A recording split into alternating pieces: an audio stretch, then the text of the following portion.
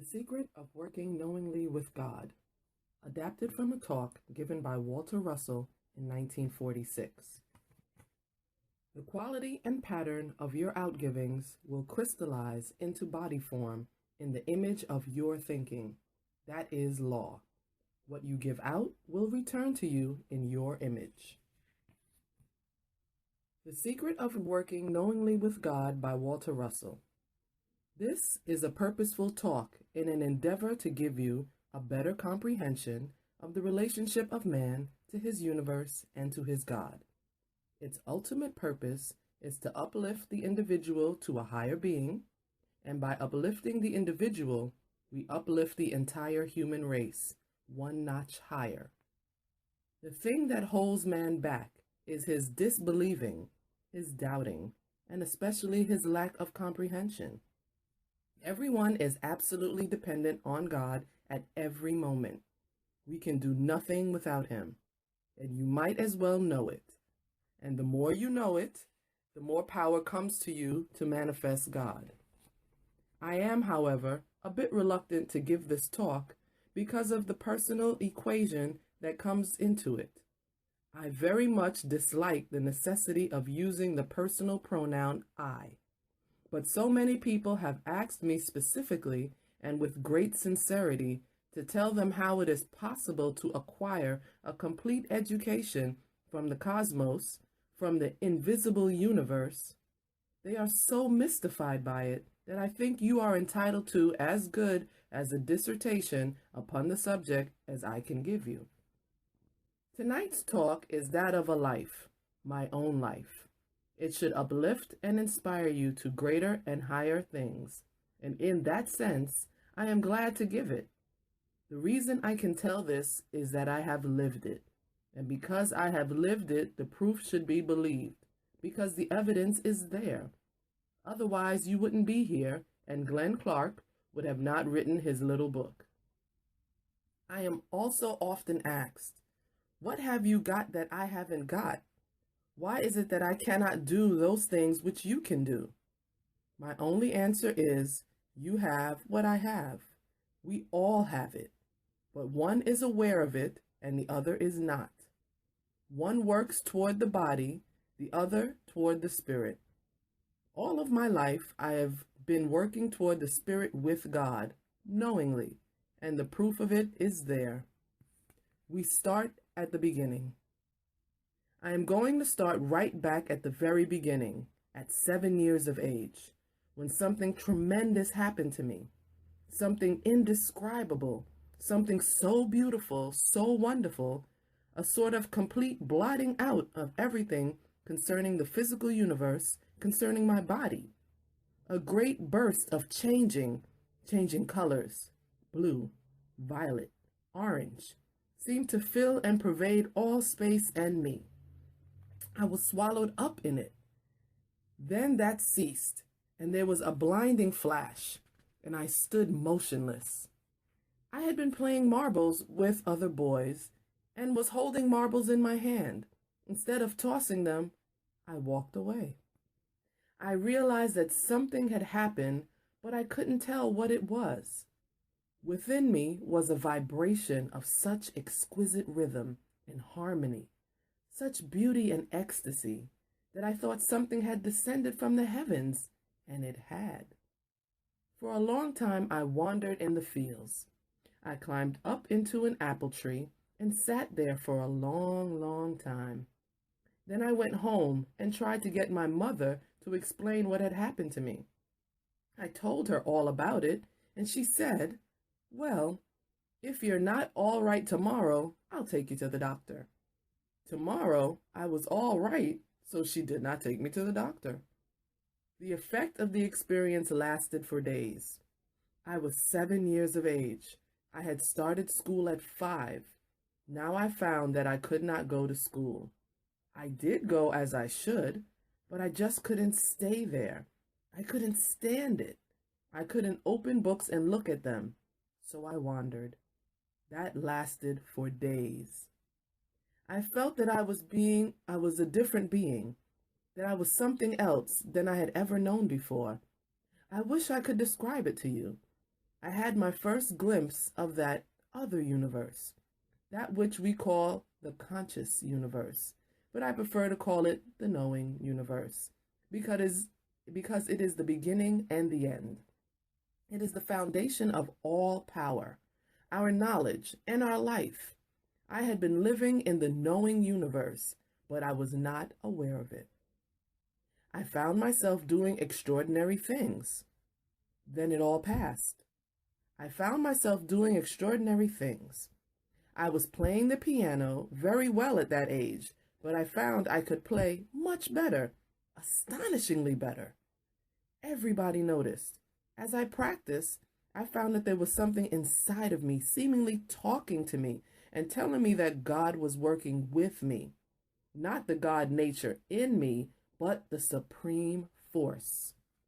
That was something that I didn't understand at the time and couldn't call God. But there was some unknown tremendous force telling me, when I touched the keys on the piano, for instance, to do something else rather than what I was used to doing before. There was more music in my playing, more soul in it, more beauty and more skill. It seemed that I had doubled my power of expressing myself in music almost overnight. I went back to school after that wore away, but found that I couldn't open books anymore. There seemed to be something like a hand or a wall put up that kept me from opening books. And if I opened them, I had to close them because I had become aware that what was in those books was either of no importance or it wasn't so. And if there were on mathematics or grammar or anything of that nature that I did not need to know, in fact, all I could do in school was sit there. I was judged dumb. I was the bright boy of the class who had suddenly turned dumb. I failed in mathematics. I failed in everything. But I could do whatever required knowledge and inspiration.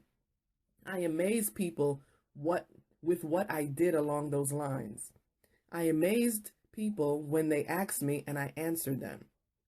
What I wished to know, I knew. Time went on and another May came and it happened again, but not as prolonged this time. It happened again the following May, but not as long, not as prolonged, but enough, however, to make me aware that there was something happening to prepare me for a different kind of life. I was taken out of school and put to work. I'm very, very thankful for that because I did not like school after the age of 7. It was very different and very unpleasant, and it seemed to me to be very unnecessary. What I wished to know, I knew. What I desired to do, I asked that I might do and started doing it with the utmost conviction that I could do it. At 10 and 11 and 12 years of age, it happened again.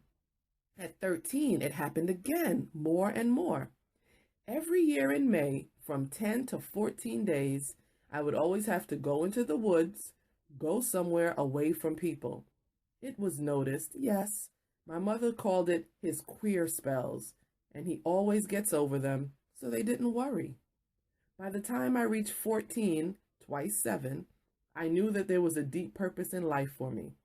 I was commanded to demonstrate power that was drawn from a source that was within me, rather than from a source outside of me. Then I died. Then I had one of the most dreadful diseases that could afflict humankind, the bubonic plague. It was called the black diphtheria. Doctors had taken cultures from my throat which were blacker than a case knife. Black diphtheria had destroyed my throat and shut off my breathing. And then I died. I was pronounced dead by one doctor. 2 others were called in and they pronounced me dead also. They sent for the undertaker.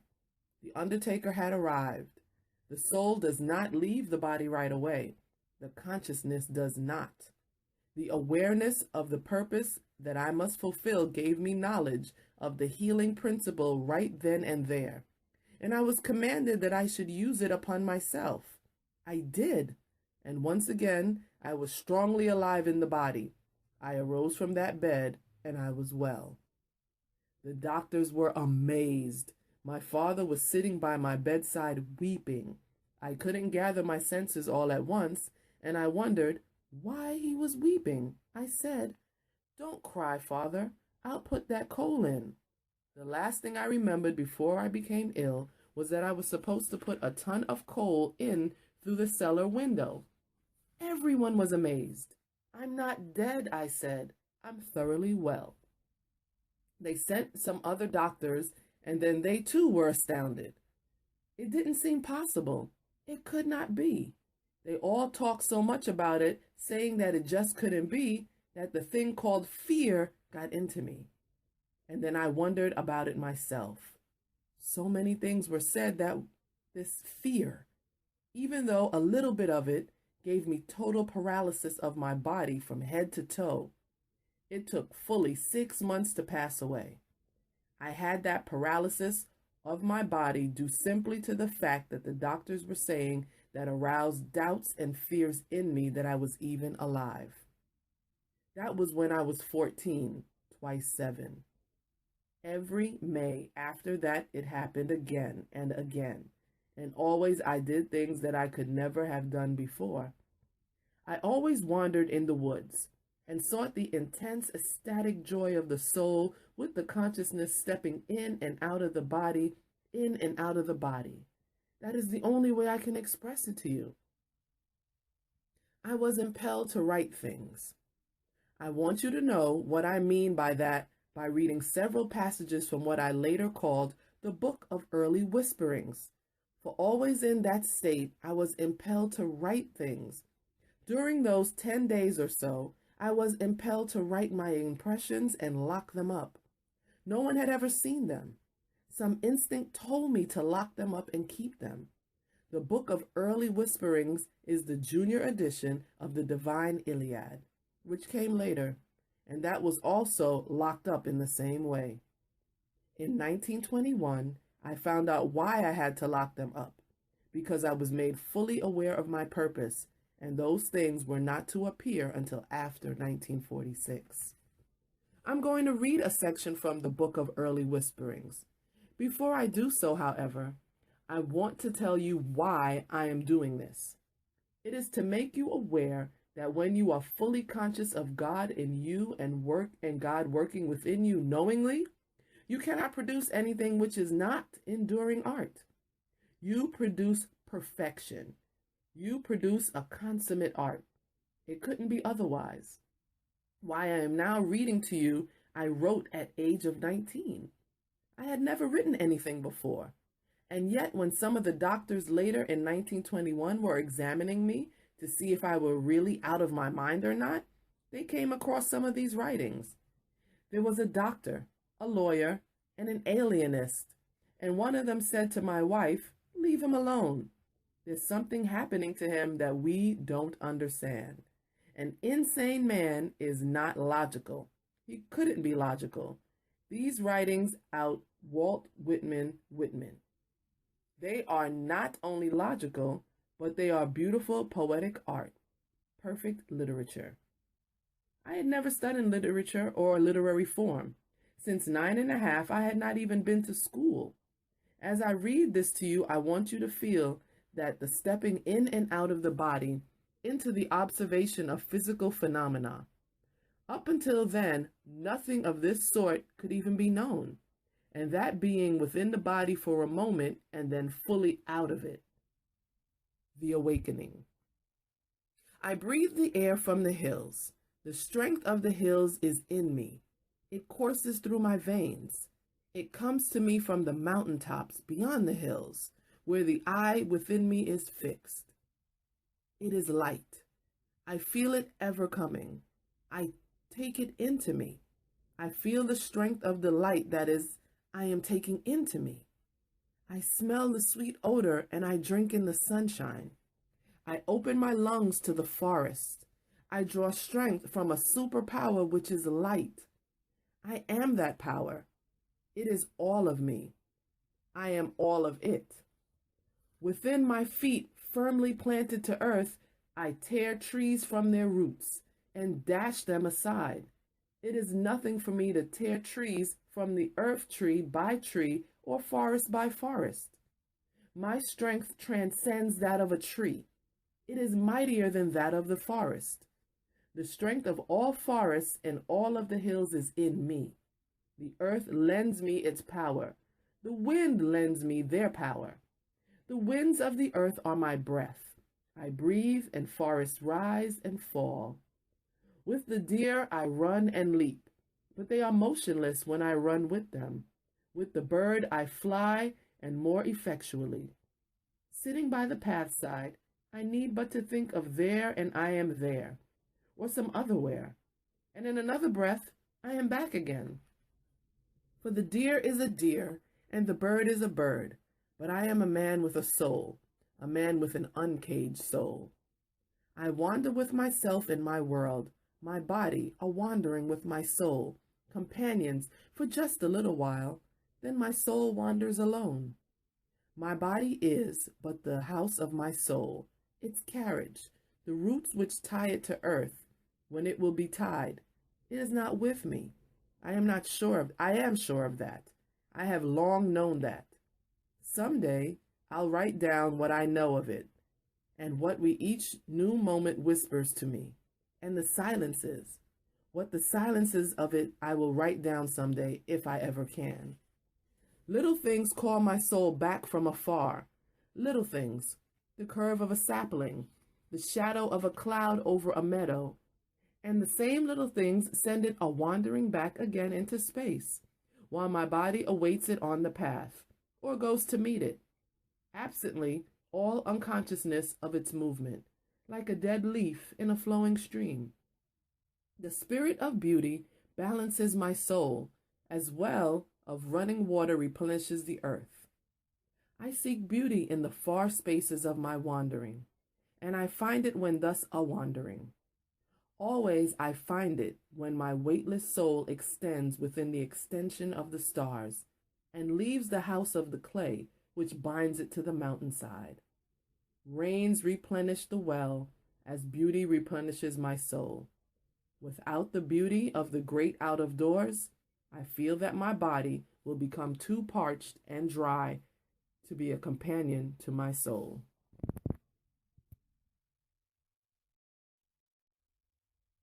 There is a brook to the right.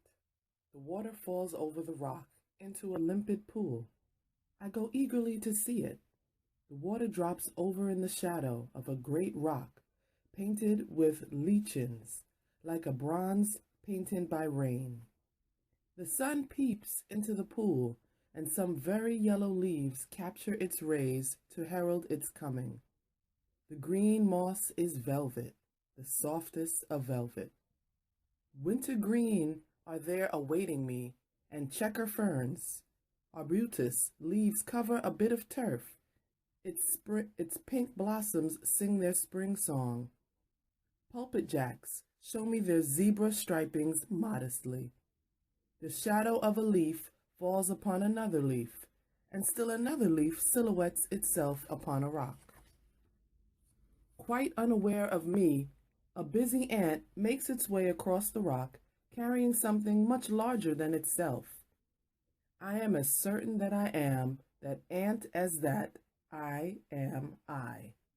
I carry that burden with the ant. I feel my body straining with that burden of the ant.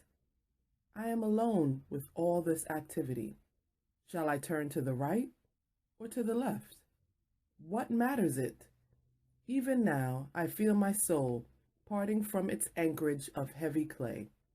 I see my light interwoven with the universal light. From the Book of Early Whisperings. That is the essence of my boyhood. That beautiful spiritual foundation is the rock upon which I built my life. The desire to do wonderful and beautiful things, to interpret the rhythms of nature was strong in me. I expressed it in painting. I expressed it in these writings, many of them, a goodly sized volume of them, which will come out some day not far in the future. I also expressed it in my music. I express power as well as great art. I had it thoroughly in my consciousness that there was nothing I should do that was not masterly. Do you see that line? It is nothing for me to tear trees from the earth tree by tree or forest by forest. That is the impression that I always had, that there was nothing I could not do. Tearing trees or forests apart by their roots was merely a symbol of the power I felt at all times. If I ever desired to do a thing, no matter what that thing was, I did it. I always felt God in me. I felt God sitting beside me at the piano or within me, making me do much more than I could ever have done before, and in less time. Knowledge belongs to the spiritual universe. I found myself getting more and more acquainted with the knowing universe, and beginning to know rather than to think. I began to segregate knowledge from information and knowledge from thinking. Thinking is taking knowledge apart and setting it in motion. Thinking belongs to the electric universe. Knowledge belongs to the spiritual universe. I spent my hours and days and leisure moments in knowing. The invisible universe became mine.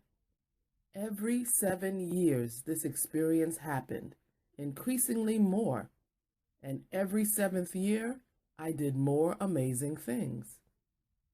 It was during one of those periods that I started designing buildings, because the artists needed buildings for their studios. I knew nothing about architecture. I opened an architect's office, employed engineers, and designed buildings upon a new plan that you must have read about in that little book. So I won't waste time talking about it now. It was a new plan of ownership called cooperative ownership. The lawyer said it couldn't be done. I know it can be done, I told him. I knew principles. I knew the underlying principles. I wrote what was called the first proprietary lease ever written. The lawyer said it was sound law. Of course it was sound law. It came from the source. I knew it. If you want to do anything, start doing it. I always adopted that slogan of mine that if you want to do anything, start doing it. Start at once doing the thing you wish to do with full awareness and full comprehension that there is nothing that can stop you from doing it. If you desire to do it, write that desire upon your heart and take it to sleep with you.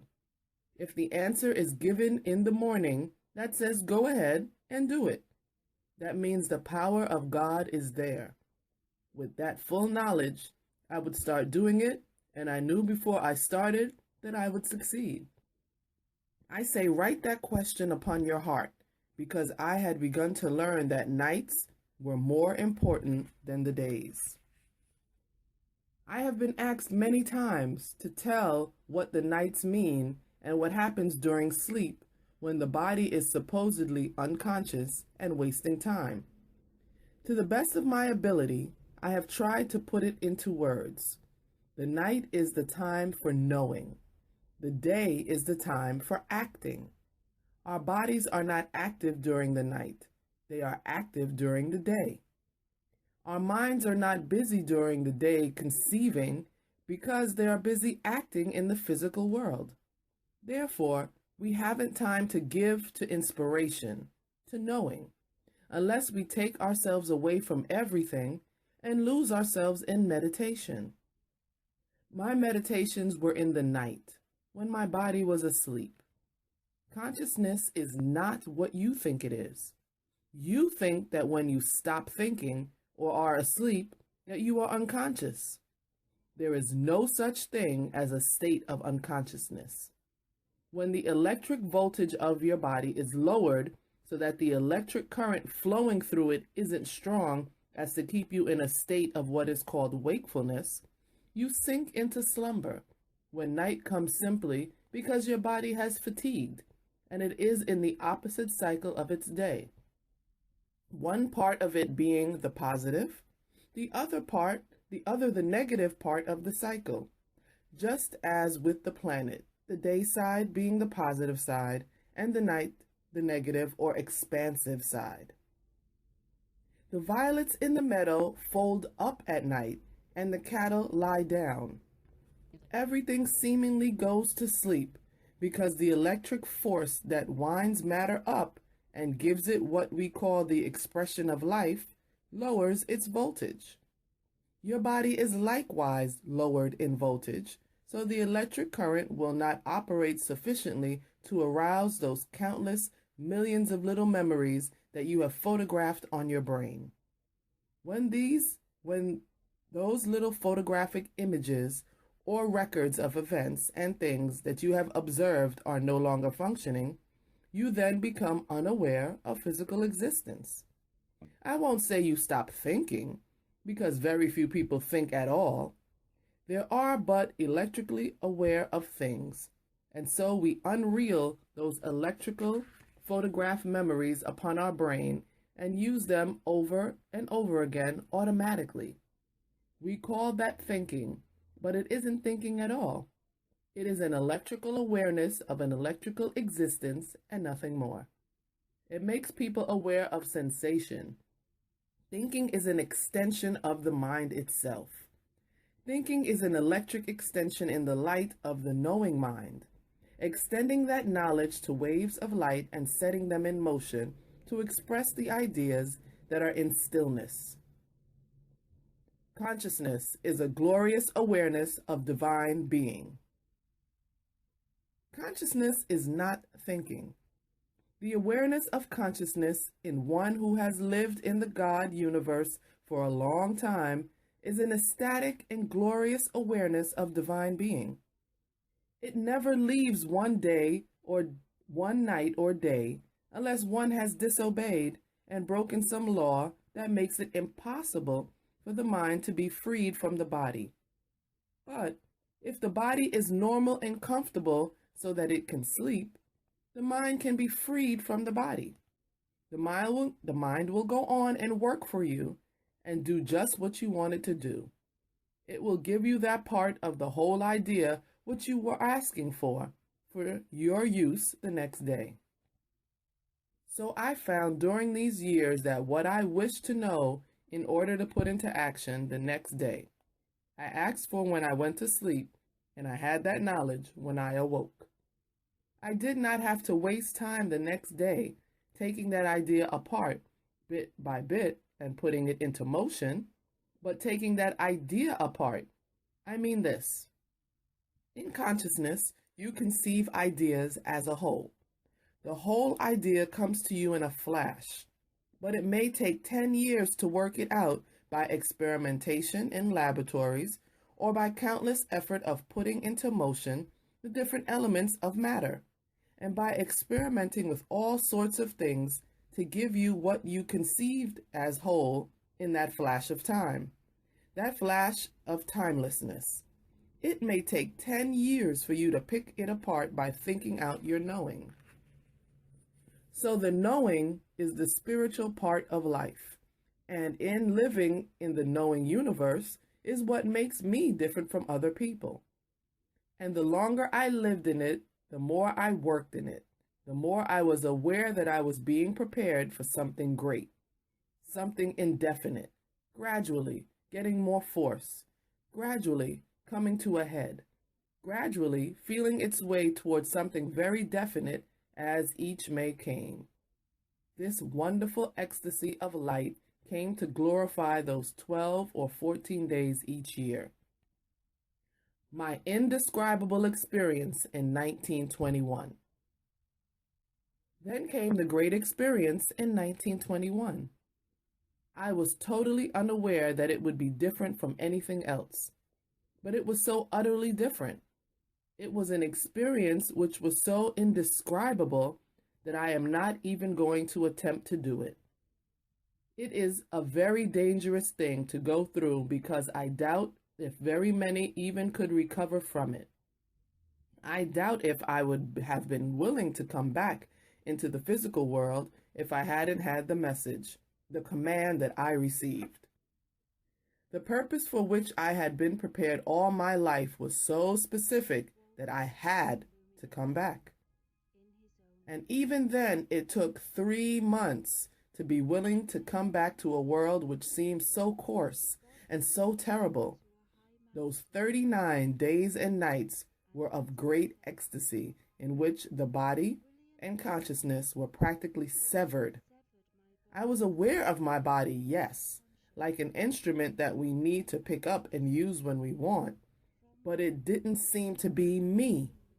I had control of it just as I could pick up a pen to write with, but I felt my body was detached from me.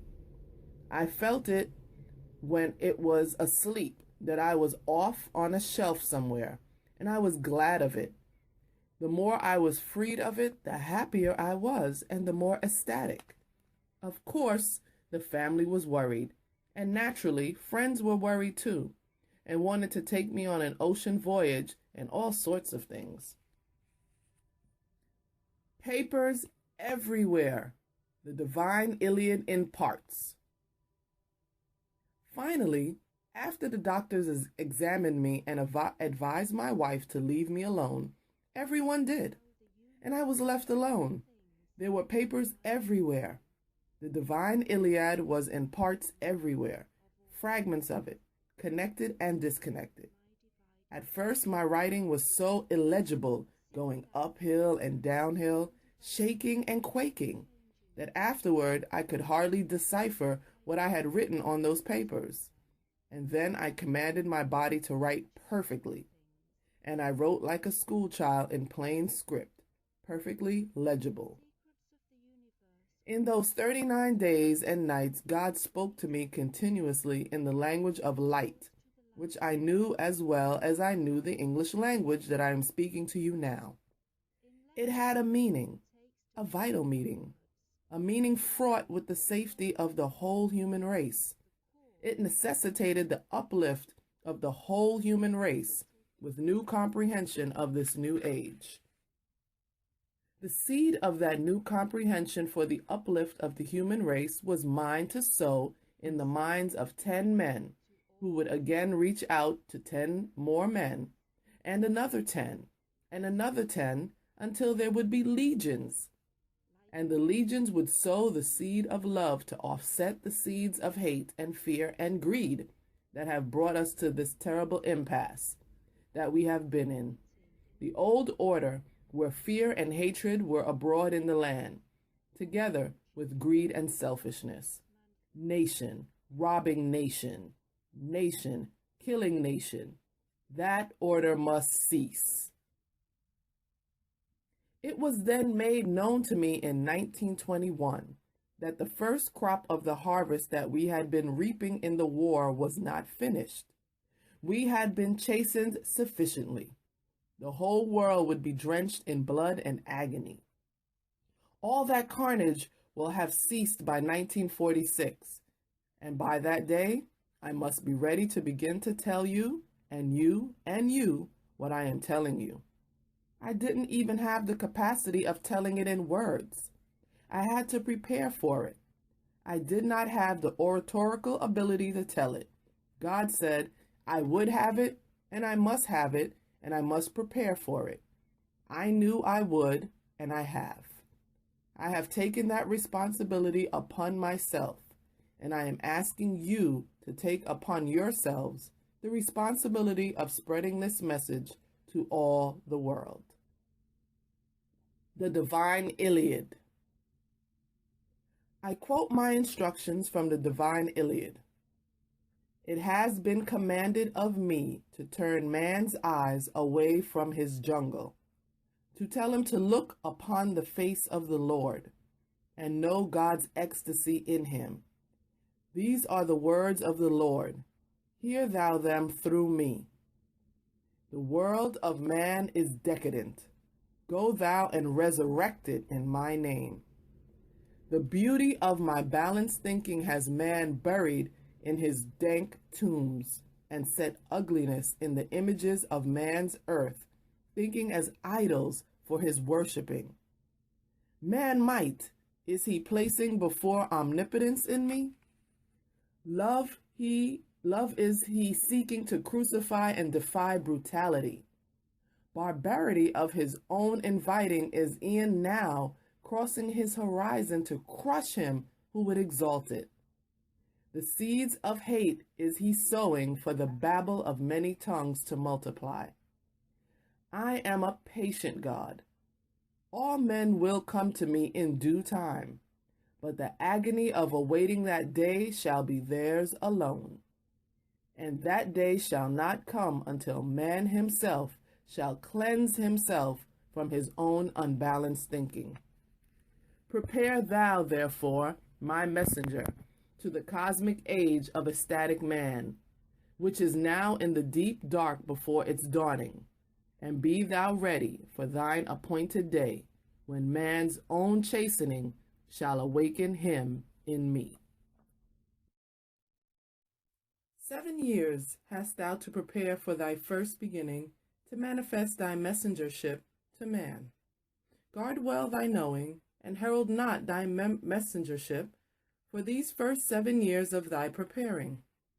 Then shall all the world begin to reap the harvest of self-inflicted suffering sown by his own hands in the seed of his unbalanced thinking.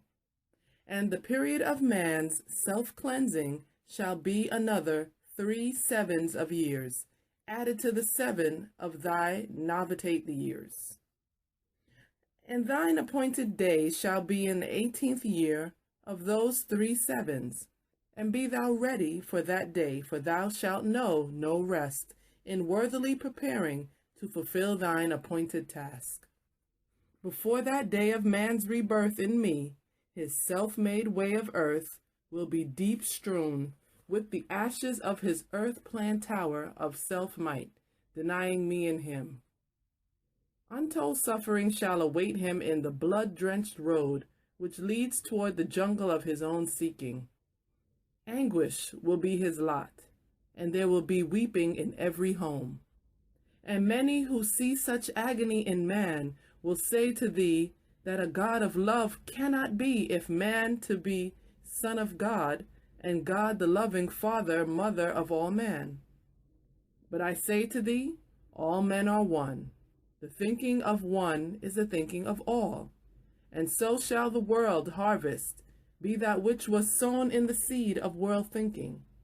Man's world is the sum total of man's thinking. It is what all world thinking makes it.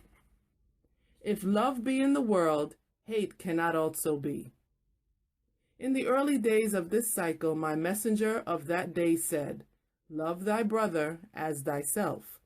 But man has not yet faintly comprehended its meaning. I now say more, for man is not now so new, and can well comprehend my meaning after the coming carnage. By man shall have spent its furies, as the calm of earth's storms always follow those storms.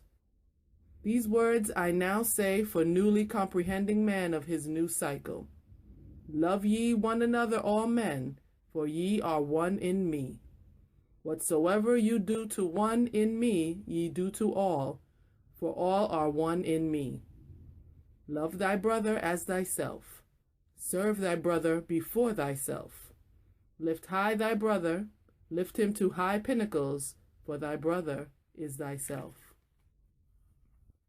For I verily, I say, love of self, or a nation of selves, turns neighbor against neighbor, and nation against nation. Self-love breeds hate and sows its seed in all the winds to blow wherever it will. Wherefore say I, love of neighbor by neighbor, and nation by nation, unites all men as one. Serve first thy brother. Hurt first thyself rather than thy neighbor. Gain naught from him, unbalanced by thy giving. Protect thou the weak with thy strength. For if thou use thy strength against him, his weakness will prevail against thee, and thy strength will avail thee naught. Such is my decree, which thou well knowest in the inviolate workings of my law, which holds balance in all creating things. See thou that man well knows this principle as the foundation of his new day. I have herein given you parts of this unpublished sections of the message, which specifically instructs me in quite some detail as to the very manner and method of its delivery, as well as its time for delivery, yes, and even as to my failings as a man of earth, manifesting God as a man of earth. The most important fact of your life. I have given you these instructions for the express purpose of bringing deeply home to you the most important, even though hardly believable, fact of your life.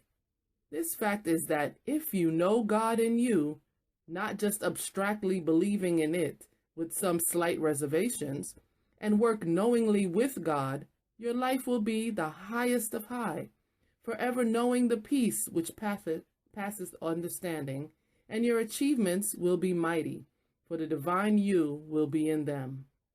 The knowledge of your oneness with God is not possible of instant acceptance by any human in its fullness, as you will instantly accept the knowledge that 2 and 2 are 4. Such illumination is too wonderful for quick unfoldment in man, for every cell in man's body cries out the selfhood of the body, and every sensation of man tells him of reality as being in the senses. It is not a quick process to forget body and separability of bodies just by being told about it, even though you believe it.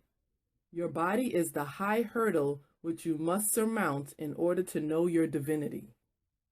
This story of my illumination will help you to realize that you can put aside your body at will, to a greater or lesser extent, and know your divinity to the extent that you can put your body aside.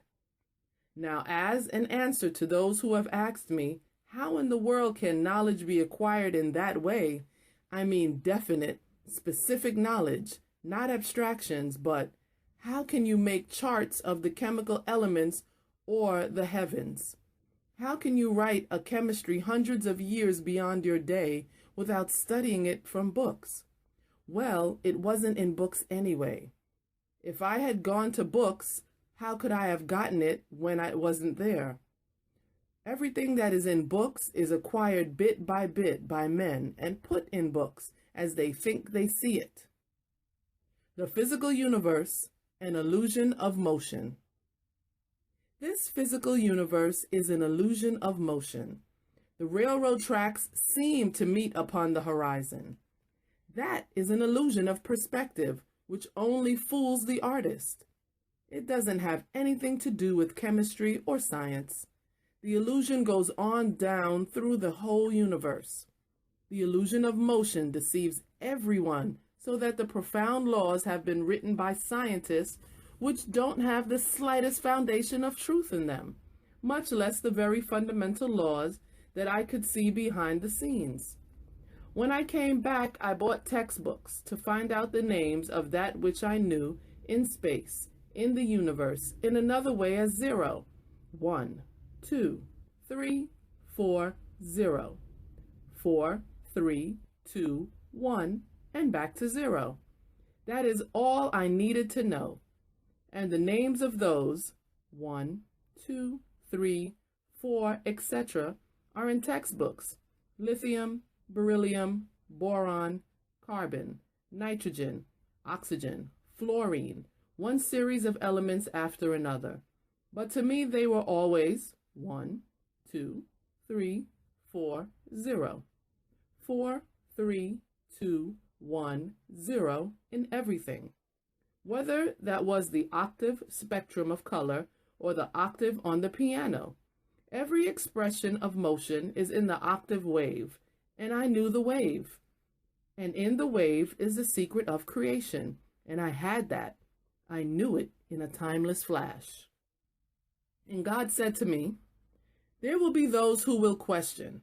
There will be those who doubt. There will be those who crucify you.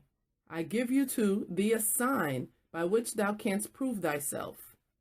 Thou who has never known a chemist's laboratory shall know chemistry beyond men. To thee all chemists will come for knowledge of the light. Thou who has never known the stars, save with thine adoring eyes, shall know the stars beyond all men. All astronomers will come to thee for the new mappings of the universe of the stars, which thou shalt give to them. To thee who study mathematics was a dreary thing, shall I give the master key to mathematics. To thee all mathematicians will come for knowledge of the key to motion and the curvature of space. And one thing after another like that, I'm trying to recall the exact words from the Divine Iliad. That was to be a sign whereby I could prove my right to speak with authority, and the signs never failed. And with them came the admonition that I should keep perfectly quiet and not herald my messengership for 7 years, but should prepare for the first rehearsal of it by thine written word. The Four Freedoms, Walter Russell, sculptor. Freedom from fear, freedom from want, freedom of speech, freedom of religion. The four freedoms of common humanity are as much elements of man's needs as air and sunlight, bread and salt. Deprive him of all these freedoms, and he dies. Deprive him of a part of them, and part of him withers. Give them to him in full and abundant measure, and he will cross the threshold of a new age, the greatest age of man. These freedoms are the rights of men of every creed and every race, wherever they live. This is their heritage, long withheld. Franklin D. Roosevelt. I, as a sculptor, followed the suggestion of the president and gave this symbol of four freedoms, that of four angels with upraised wings, a visual form in order that the world might better visualize the standard which they must henceforth attain. Walter Russell. My first book. So I wrote a book in those 7 years and gave it to the world. Science laughed at it, scoffed at it, threw it in the wastebasket, and then gradually discovered that what I had written was so that men took these ideas as their own. 2 Nobel Prizes have been given for ideas that were written in that book. A prominent scientist wrote to the New York Sun, remonstrating why scientists should take those ideas of mine and put them out as their own and not give me credit for them. He remonstrated me with, also, for not insisting upon having the credit. It makes no difference to me whatsoever, I told him. So long as those ideas are brought into the world, they will come back to their source someday, and it will be known where they came from. That is all I want. I want those ideas to go out into the world and begin to take effect. Gradually, they did take effect. The head of the physics department of one of the great universities resigned his position because he could not teach there any longer. He had been a private pupil of mine for months, and he said he could never go back and teach, even though he had a family and was paying installments on a house. So it was a serious thing for him to give up a well-paying position. He set up a chemist's laboratory of his own. He is a consulting chemist now, and has made 3 times his former salary the first year. He is making more than 5 times that now. For months, I had lunch with him every Tuesday at the Lotus Club in New York. He talked to me each Tuesday until he got to know my language. So that started out with one physicist who knew, then another, and then another, and another. And then my book became accepted and letters were published in the newspapers. Letters that were for it as well as against it. The science editor of the Associated Press then wrote another letter stating that my observations and my writings should be studied because it may be that I had a new key to things. A well-known physicist wrote to the New York Times and said that I had better go back to my easel, that I was a good painter, but I was blaspheming Newton and Kepler by questioning their laws. The New York Times let me answer in that same column, and my answer was so convincing to this man that he invited me to lunch. At the luncheon table, he told me that he was about to give up upon a problem he had been working on for months, He was about to give it up because he could no longer hope to solve it. I said, "What is it? Tell me. Perhaps I can help you." It was very difficult for him to even be polite. "If I can't solve it," he said, "how in the world can you pretend to do it? I can't take you into my laboratory." "I don't want to go into your laboratory. Tell me your problem." And he did. There at the luncheon table, I solved the problem for him. I said, "You are looking on the wrong side of the fence for the stabilizer you need. Arsenic and bismuth and all those negative elements, according to his theory, was where he would find that which he was looking for." I said, "Two elements on the positive side will do it, either aluminum or boron. If you want conductivity, use aluminum. If you want brittleness, use boron." "I want conductivity," he answered. And he found out that aluminum did it. He called me up at 2 o'clock in the morning and told me so and thanked me. And then he wrote a long letter of apology to the New York Times, and gradually that specific new knowledge that I had went far, far beyond the science of that day and even of this day. I haven't begun to breathe all of it yet, not even begun. A little at a time only. And that got me a doctor's degree of science. A man who had never been in a university getting a doctor's degree of science.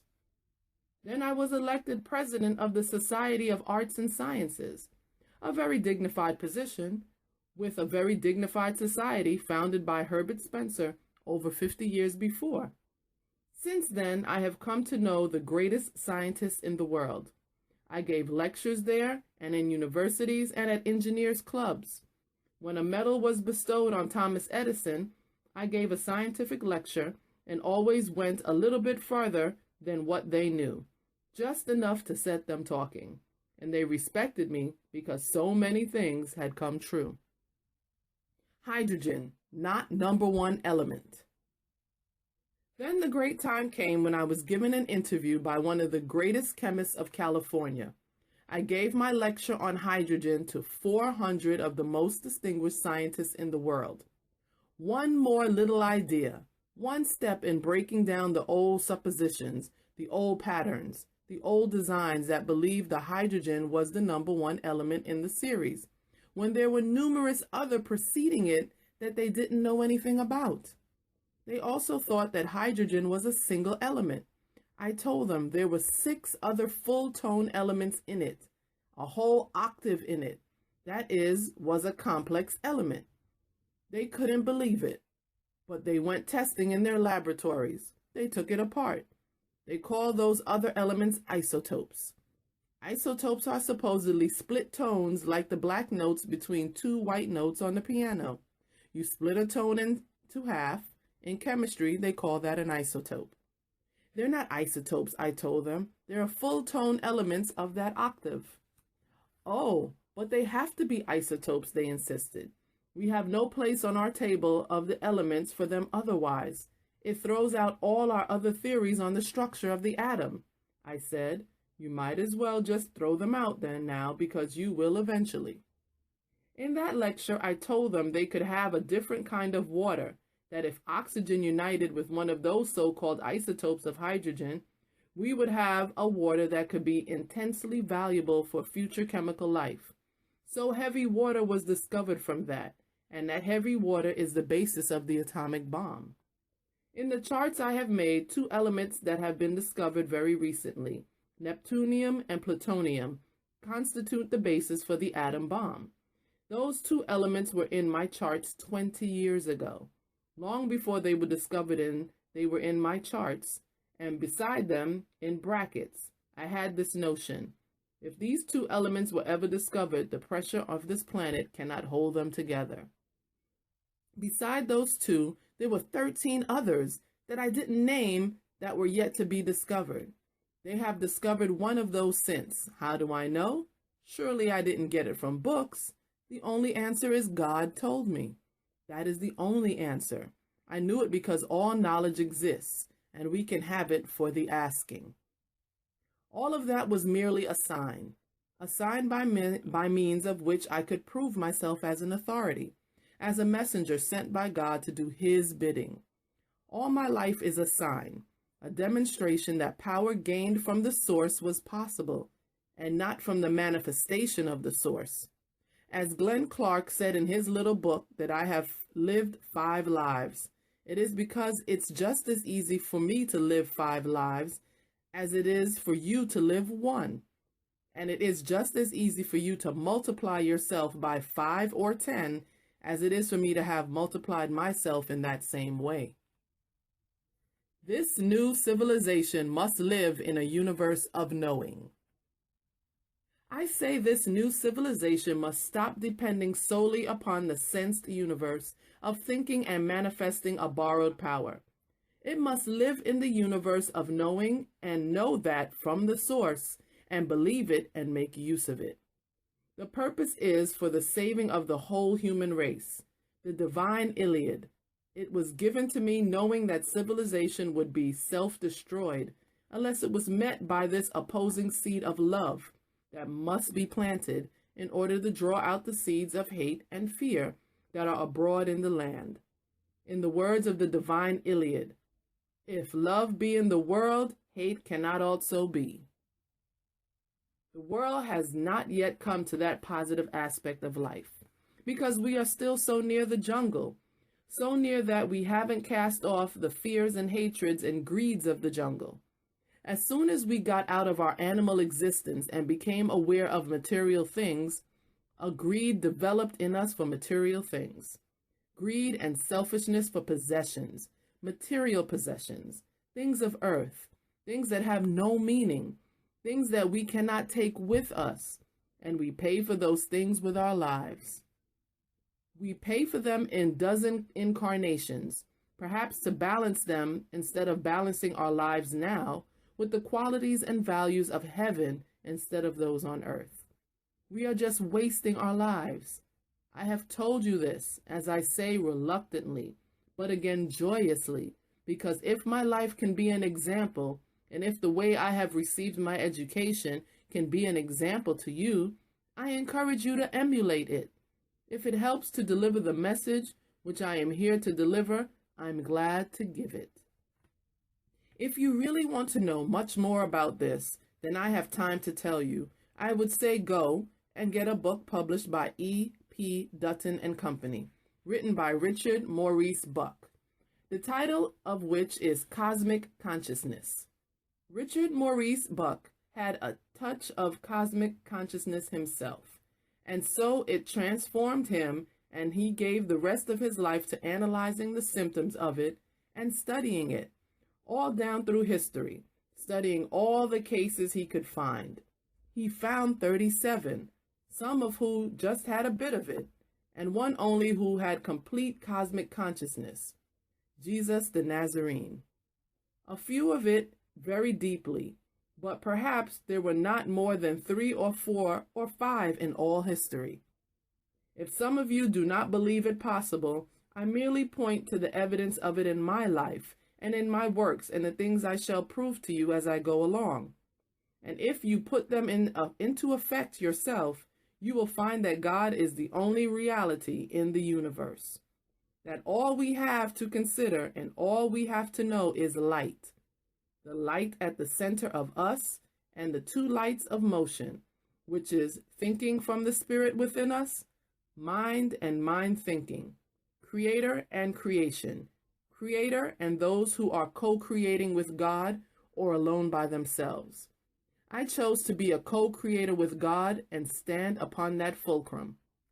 If you choose to depend entirely upon yourself, you will be way behind in your class for the few 100,000 years that you still have to go on that long journey to the mountaintop. But I am not concerned about even 10,000 years. I am concerned about these next 7 years. This messenger of the light must have hundreds of thousands of messengers of the light to spread this new comprehension, lest man destroy himself and begin all over again in the dark ages, a deeper and longer dark ages than we have ever known before. Who is Walter Russell? Internationally distinguished sculptor, painter, author, architect, composer, philosopher, scientist. Familiarly known as the most versatile man in America, the modern Leonardo, the man who tapped the secrets of the universe. He believed that every man has unlimited power to do whatever he desires to do, and that whatever he does, he should excel in it. Compiled in part from Who's Who in America and from Glenn Clark's story about Walter Russell's life in The Man Who Tapped the Secrets of the Universe. First years. Born in Boston, May 19, 1871. Attended village school until nearly 10, then put to work as a cash boy because of family reverses. Musician and composer, 1884 to 1889. Church organist and music teacher from age 13 to 19. A natural musician, never having studied music. He gave piano recitals at 10 years of age. Composed about 100 musical themes before age 19. Paderewski accidentally heard him play and urged him to become a musician, and liked one composition so much he had it written into a manuscript form 30 years later after requesting Russell play it at a distinguished musical gathering. Illustrator, 1889 to 1898. First illustrated Mark Twain's magazines published by D. Lothrop, became Mark Twain's lifelong friend and later official sculptor. Became art editor of Collier's, then resigned to represent Collier and Century magazines in the Spanish-American War. While there, he first met President Theodore Roosevelt, for whom he later became official painter. Painter from 1898. First painted his now infamous allegory, The Might of Ages, which won him international distinction and citations, honorable mentions and medals from 11 European countries, and the personal approval of King Alfonso of Spain and King Albert of Belgium, who later visited him at his New York studio. As a portrait painter, he specialized in children's portraits for many years, including children of President Theodore Roosevelt, Governor Oliver Ames of Massachusetts, and other notable families all over the country. In 1903, the Ladies' Home Journal commissioned him to select and paint the 12 most beautiful children in America. In 1914, he ceased painting children and painted many portraits of notables, including Sir Thomas Lipton, Archbishop Corrigan, Thomas A. Edison, Clayton Sedgwick Cooper, Bishop Alexander Garrett, Hudson Maxim, and many others. Architect, 1900 to 1926.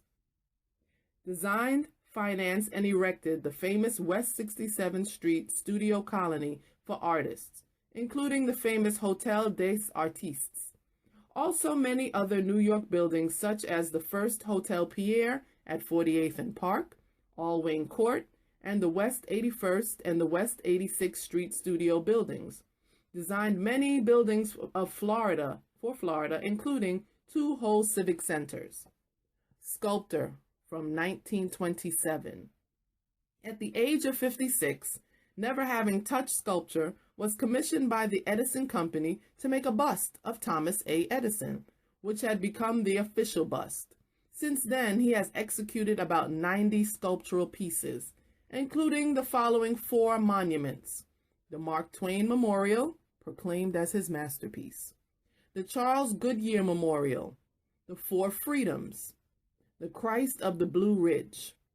Other portrait busts and bas reliefs include those of Cass Gilbert, Victor Herbert, Ossip Galberitz, John Philip Sousa, George Gershwin, Charles Goodyear, Colette D'Arville, Sir Thomas Lipton, Colin Kelly, Thomas Watson, General MacArthur, Cardinal Farley, Franklin Roosevelt, Dr. H. H. Sheldon, and others. Scientist. In 1926, he announced to the scientific world a complete and consistent plan for the constitution of matter to replace the present inconsistent one. He announced that then seemingly complete Mendeleev table of elements was incomplete, and gave the world new and complete charts of 9 octaves to replace the 5-octave Mendeleev chart.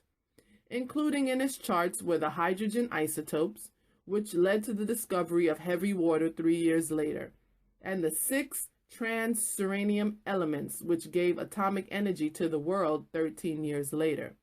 Science has long resisted the Russell cosmology, for the acceptance by science would mean the complete overthrow of the present cosmology, yet the Russell cosmology is slowly seeping into conventional science, especially in industry and with engineers. He became president of the Society of Arts and Scientists in 1927 and held that post for 7 years. During that time, he conferred medals of honor to such persons in the arts and sciences as Thomas A. Edison, Robert A. Millikan, A. Michelson, Harlow Shapley, John Philip Sousa, Cass Gilbert, Yves Le Guyenne, and many others. For his new chemical charts and his work on hydrogen, a Doctor of Science degree was conferred on him by the American Academy of Sciences, which was chartered as a university with power to give degrees earned by work performed of a nature which would benefit mankind. Sports. Won national championship in figure skating at the age of 44 and held it for 4 years. Introduced figure skating in New York and gave first 2 skating carnivals in Madison Square Garden. Won 3 first prizes at 69. Owned a stable of Arabian and clay Arabian horses. Trained stallions for high school and saddle. Known as one of the best horsemen in America. Philosopher and lecturer. Has lectured upon the philosophy of life for many years.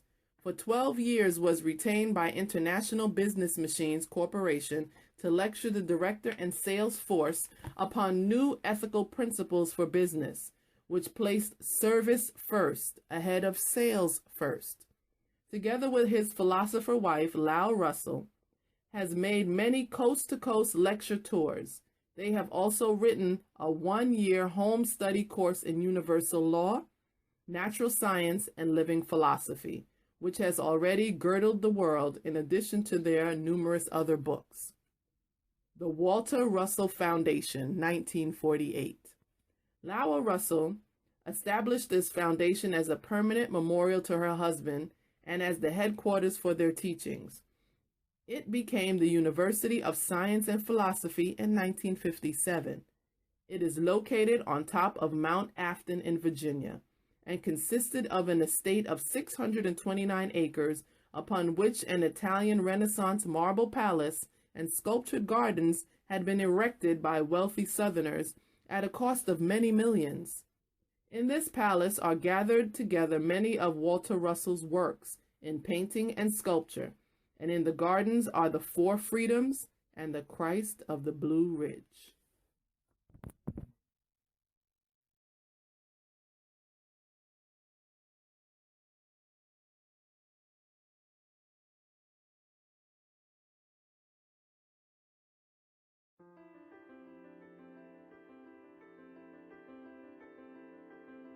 Sacred geometry was preserved throughout history in Freemasonic circles, since it was believed to be important knowledge revealing the secrets of our universe. The secret of sacred geometry is that vibrations or sounds form geometric patterns. Goethe reputedly said that indeed geometry is frozen music. Music is geometry and geometry is music. The basis of the universe is form and pattern. Both are organs of perception, and the phenomenal world we perceive seem to be best understood as systems of pure pattern, or as geometric structures of form and proportion. Due to this, many ancient cultures chose to examine reality through the metaphors of geometry and music. Sound, like word and rhythm, forms the trinity of the shamanic power of language. Sound of a certain octave is reputedly able to produce psychic, psychological, or emotional effects, and also freeze water, kill a man, or break down walls, as in the biblical legend of Jericho. The frequency of 432 Hz is deeply intertwined in nature. However, most music worldwide has been tuned to 440 Hz since the International Standards Organization endorsed it in 1953, following the prior recommendation of the Nazi Party spokesman Joseph Goebbels in 1939. Research suggests that the international standard of 440 Hz tuning generates a deliberate unhealthy effect in the environment and human physiology. According to Brian T. Hollins, it brings about an unnatural 8 Hz change in how we think and how our DNA regulates our genetic makeup. The structure of certain sacred architecture contains within it complex geometry which mimic the biogeometry of life and generate harmonics that have a noticeable effect on people's states of awareness. When combined with the chants and mantras, people could quite literally massively amplify their consciousness. There is pervading the whole universe a single homogeneous resonance, a sound or tone which acts, so to speak, as the awakener or vivifying power, stirring all the molecules into action.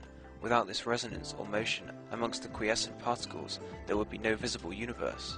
Alexander Lauterwasser writes in The Creative Music of the Universe, at the physical level, the intricacies, beauty, and interrelationships of what could be called the superconscious designs of the universe are gradually being revealed.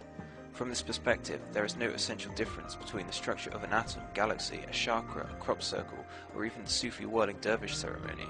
It is only a matter of scale and perception. As above, so below. Within these phenomena lies something, some process perhaps that suggests the superconscious design with its fundamental archetypal patterns and displays of unity. Professor Robert Moon at the University of Chicago has demonstrated that the entire periodic table of elements, literally everything in the physical world, is based on these same 5 forms. Sacred geometric shapes can occupy both a static and dynamic position. The static position is a low entropy state, whereas the dynamic position is a high entropy state.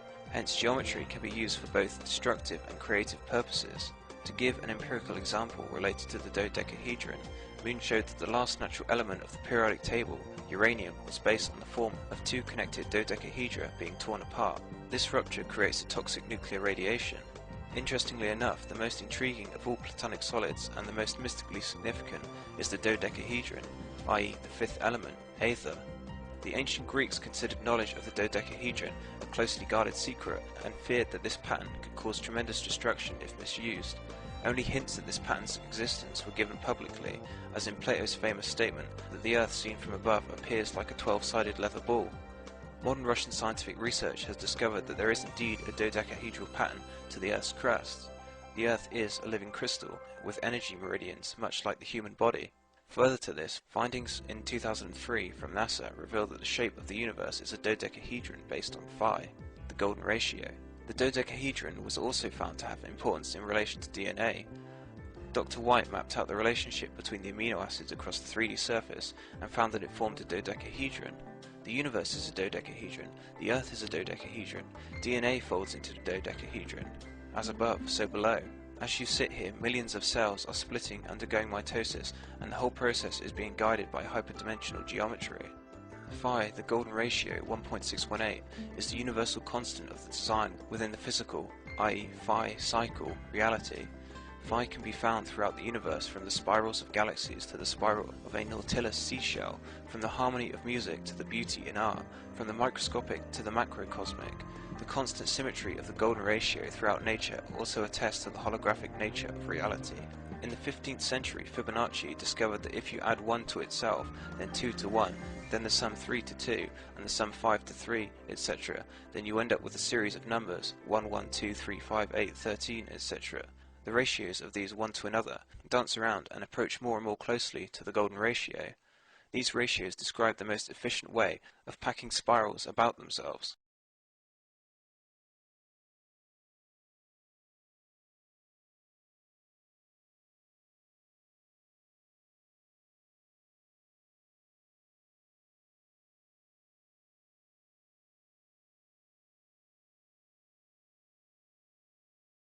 Wave universe of 9 octaves. Um, Gases begin the first octave, and very dense metals end the ninth octave, like plutonium being the last of the natural octave, or last of the natural elements. And so you have very few rings with gases. You'll start, at hydrogen, 1 electron or whatever. They call it an electron. There's no such thing, but it's more of a ring. And that ring of I kind of like to use these words. There's a protonic force of inward motion or compression, a neutronic force, which is a point of reversal, and then an electronic force, which is the point of of expansion back to stillness. So stillness compresses to a point and then expands in a reversal of direction back out to stillness. And the way you can look at that too in nature is the breath. You breathe in, you start at zero, you breathe in, you stop at zero, reverse direction and exhale out to do it again. So Walter's primary law is balance. If you need 2 words, rhythmic balance. If you need 3 words, rhythmic balanced interchange. And basically what that is a series of repetitions that repeats eternally. So you have removed the need for the Big Bang. And this is basically a mind wave universe that rotates on the still white magnetic light. Anywhere you look, the center of any object is a point of gravity. Gravity is not an inward pulling force in Russell science. It is stillness, which divides into a north and south shaft upon which motion then rotates. So wherever there is a center of gravity, there is motion surrounding it, and that center of gravity can be likened to God. It means the same thing pretty much. Gravity and God are one in that sense.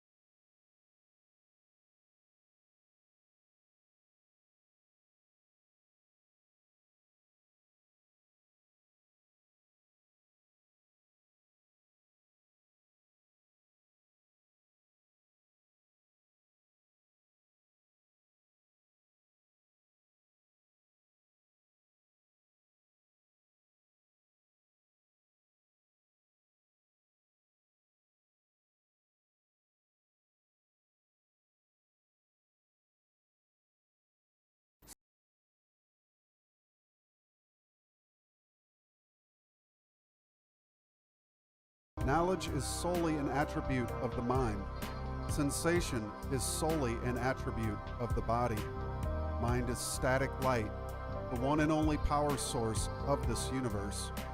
Thus thinking, you see what man calls life in a new light.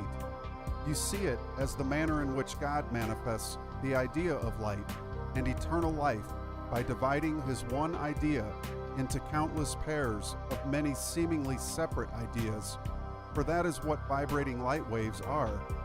These waves of light emerge from their fulcrum zeros and disappear into them in endless repetitions, forever and ever. The wave is an extension of heaven to earth and back again.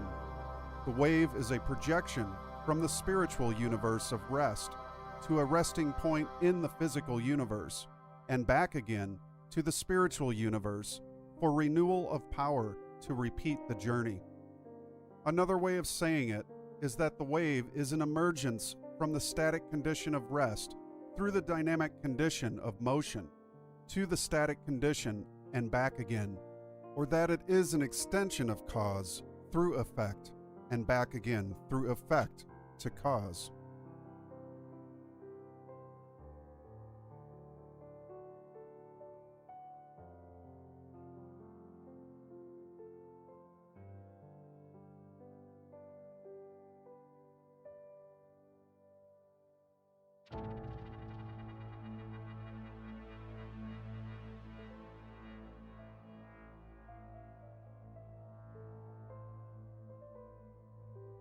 Between every pulsation of movement, there is a period of stillness, which divides every compression-expansion sequence. You can knowingly say that the power expressed in motion is not really in the motion, but is in the stillness which divides motion. If that is true, life itself, which is presumed to be motion, must have its source in eternal rest.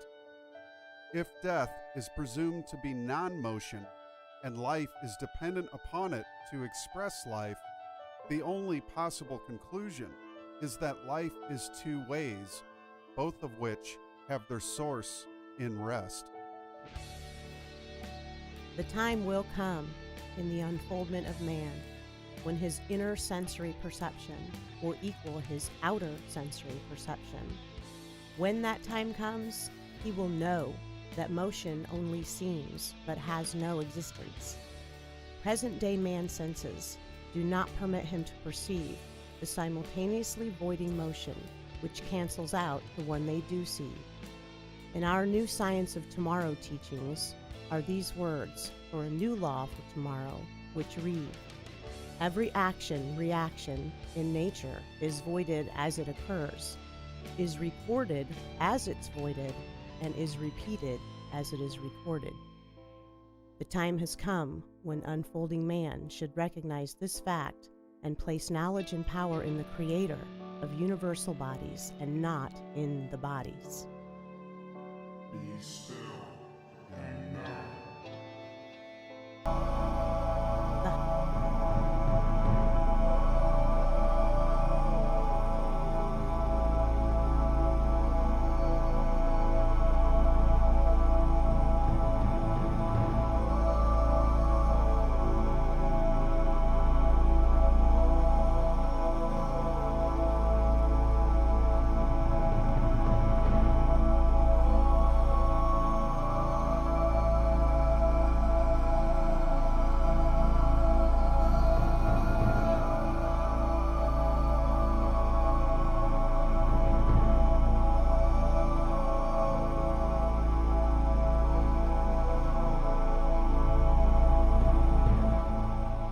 In 1993, the then Minister for Science, William Watergrave, offered a bottle of vintage champagne to anyone who could explain the Higgs boson in simple terms.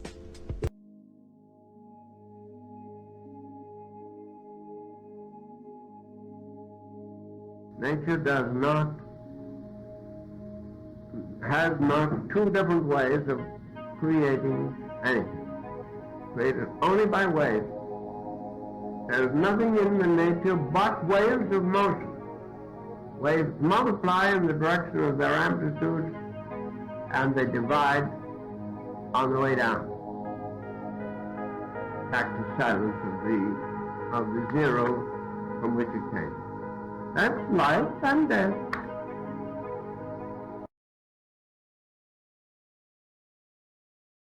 All you have to do is look up into the heavens and look at a spiral galaxy, and you'll see the exact same formation. In fact, every nucleal center is not exactly a solid mass. There's only one instance in the wave in which that's actually true, and that's at carbon, or what we call the wave amplitude. It's where if you imagine a sinusoid, it's where the crest and the trough is located.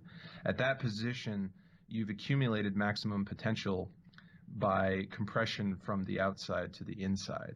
And so it isn't a nuclear mass in the way that they teach it, where all elements have a nuclear mass full of protons and neutrons of a certain weight with orbital electrons around it. What Russell is really endeavoring to teach us is that there's a wave structure behind all so-called particles or particulate. A particle mass is really only an accumulation of waves in a smaller volume or smaller region of space. And so it based on all of our test equipment and what we have available to us to our limited senses, it appears to be a particle mass. And that's what led to this whole explosion of trying to describe everything using particles. But in reality, it's the underlying mechanics behind everything is waves. Everything has a wave structure because everything is created and it lives. It has a life and death cycle, and that is fundamentally based upon the structure of the wave. Yes. So in the wave, of course, when things are moving in waves and in wave fields, you constantly have this this balance, right? And the balance, if I understand it correctly, the balance in nature is like moving through, or well, this is a big question too, motion. But for all intents and purposes, I'll say moving through fields of space. So is that what we would call like a field perturbation?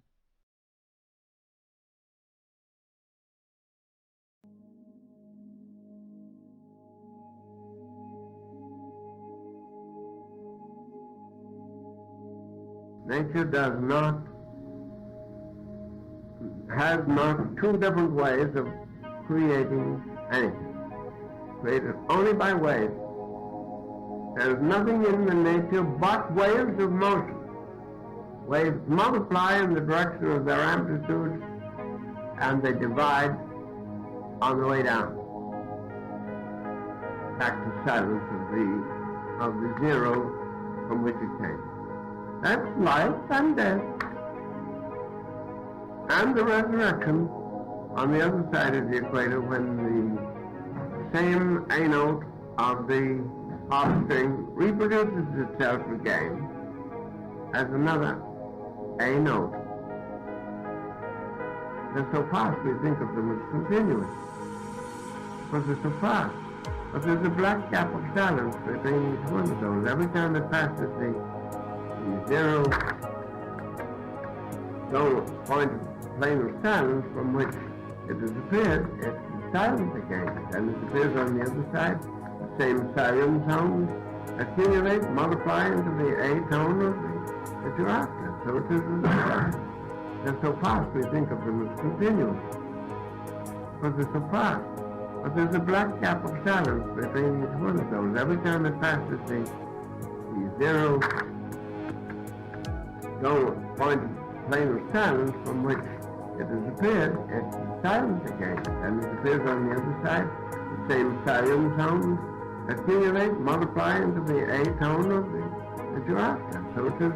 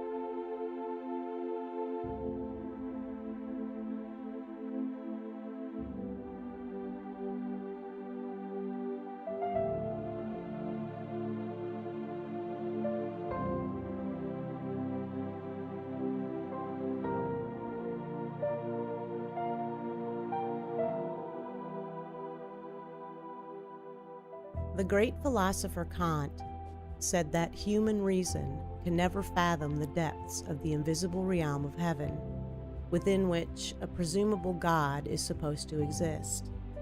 That is true, but human reason is limited to man's senses, however.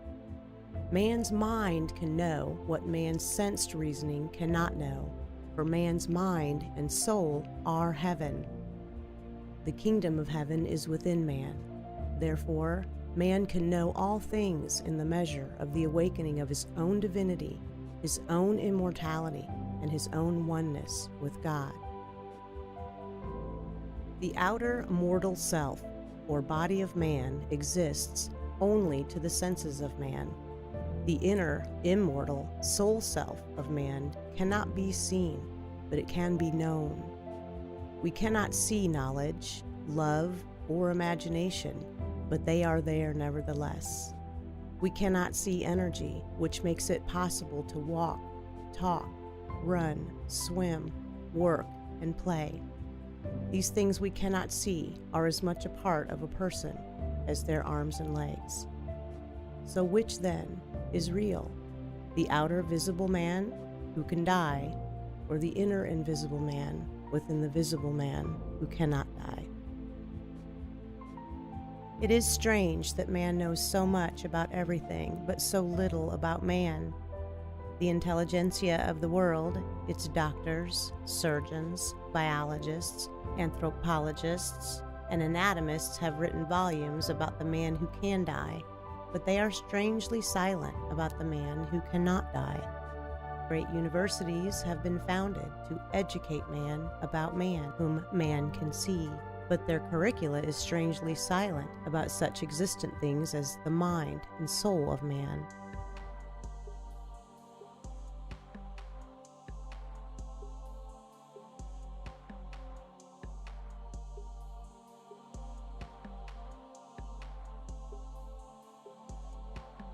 Socrates tried to reason the soul into an admitted existence, but the invisible cannot be reasoned into being by the sensed brain.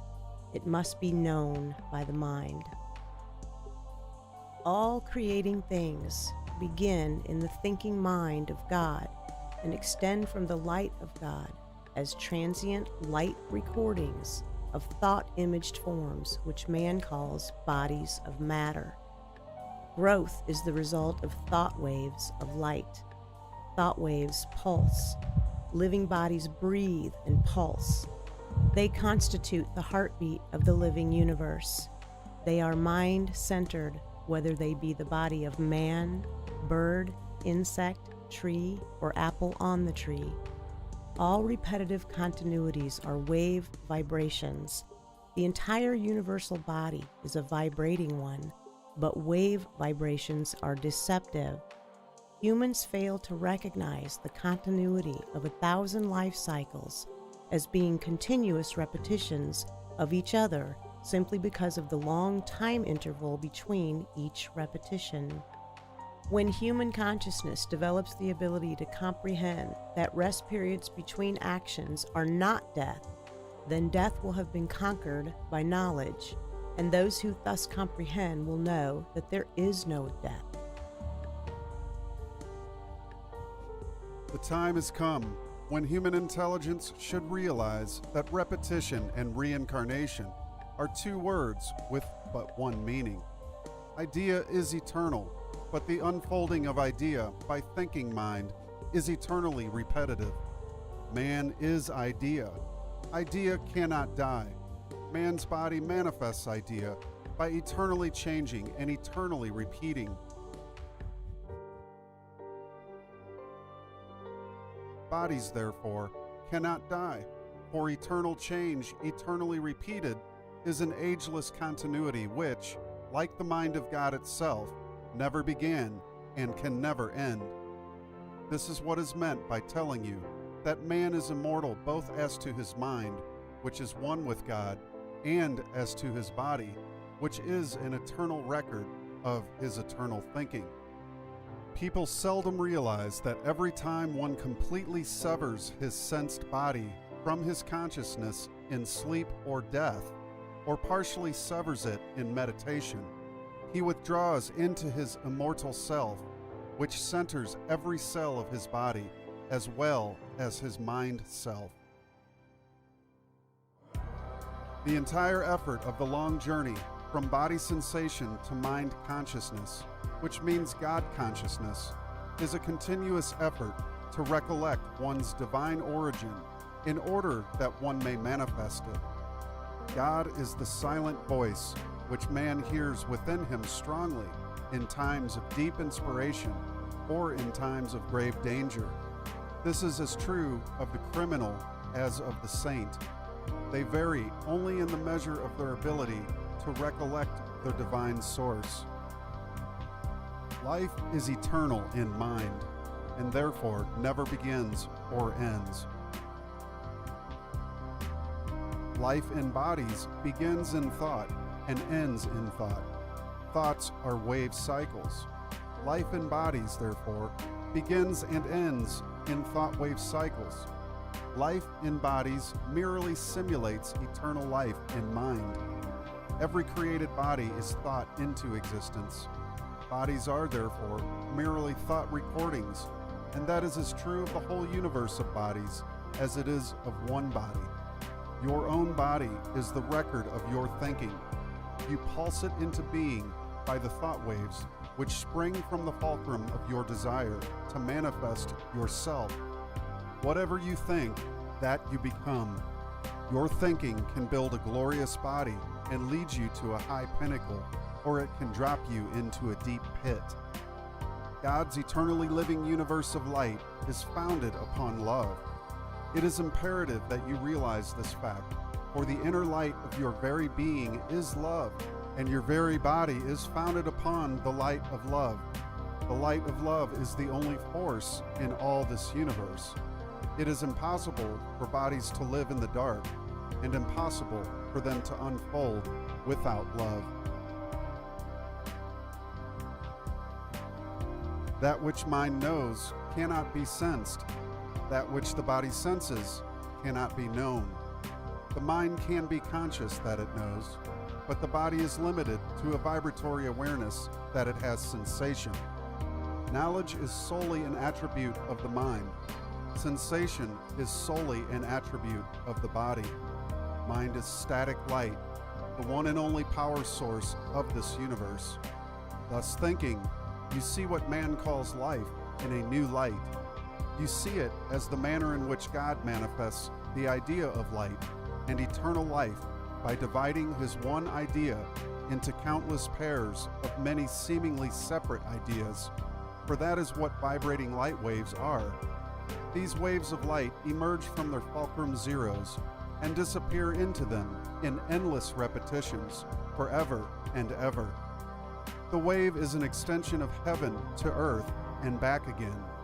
The wave is a projection from the spiritual universe of rest to a resting point in the physical universe, and back again to the spiritual universe for renewal of power to repeat the journey.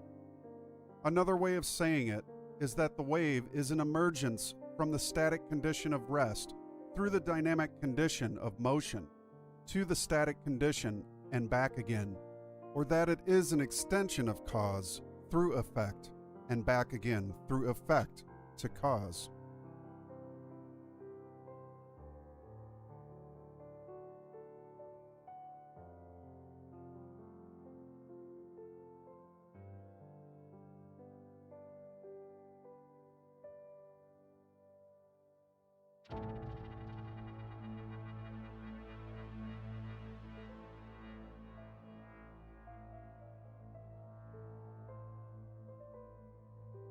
Between every pulsation of movement, there is a period of stillness, which divides every compression-expansion sequence.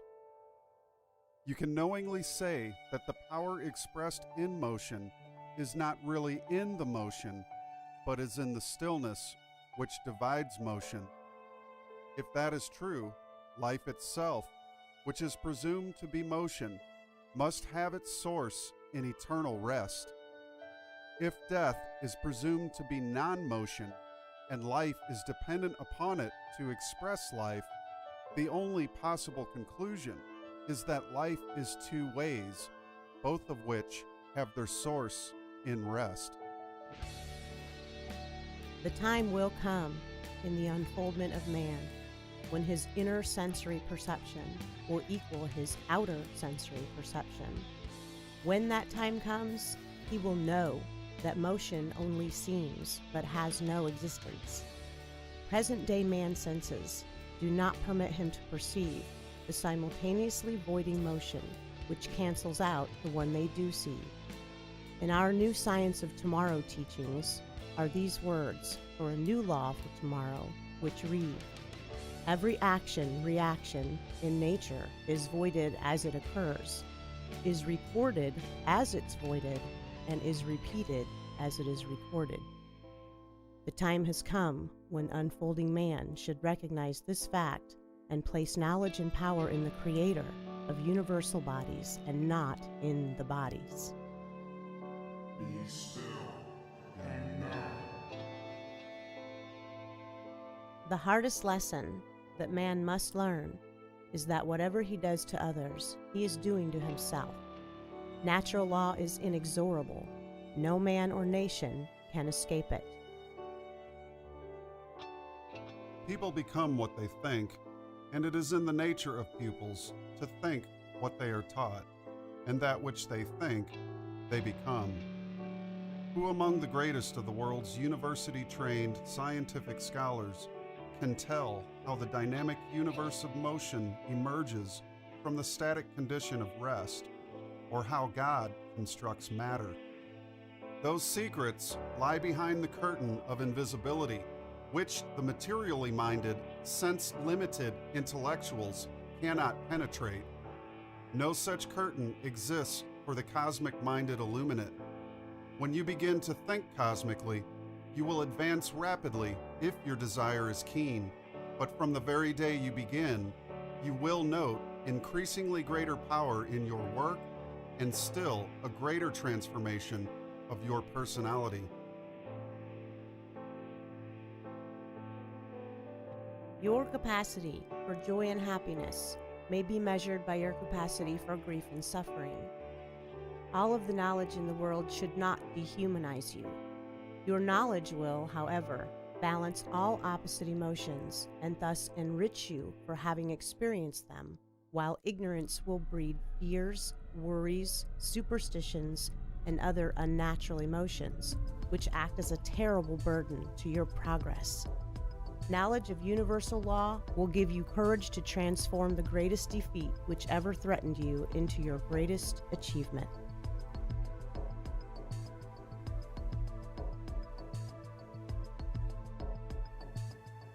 Sunshine in nature would be a calamity without shadow.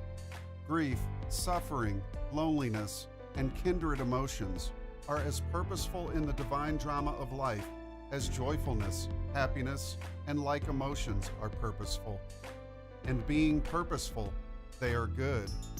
When any of our loved ones die, we rightly feel a great sense of grief and loneliness.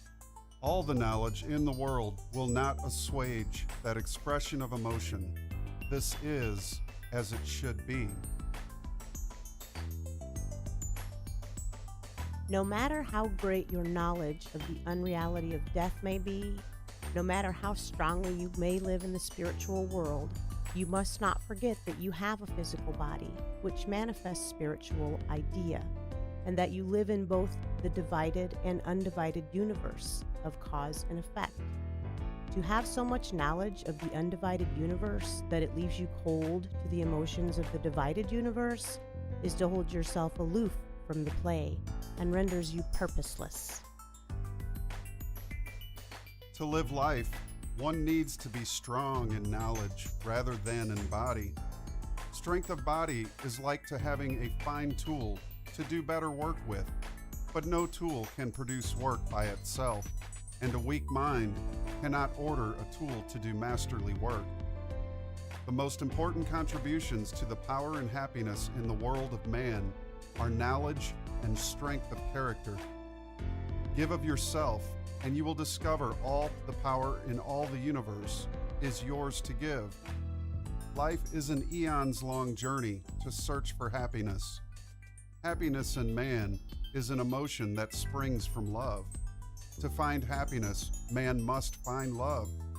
The journey of life is for the finding of love. God is love. When you find God, you find love. When you find God, you find the kingdom of heaven within yourself, and all things else are added unto you. Therefore, go forward with courage, knowing that in all the world there is only one, the universal one.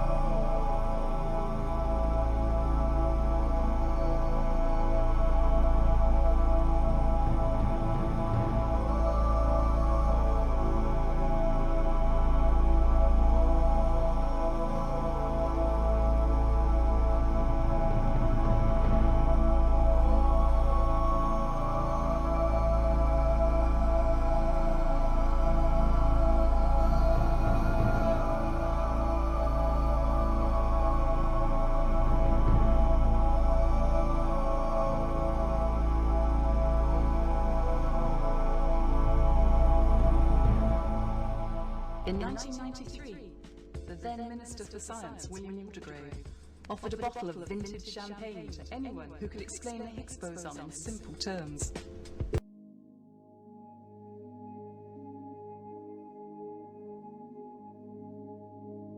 Nature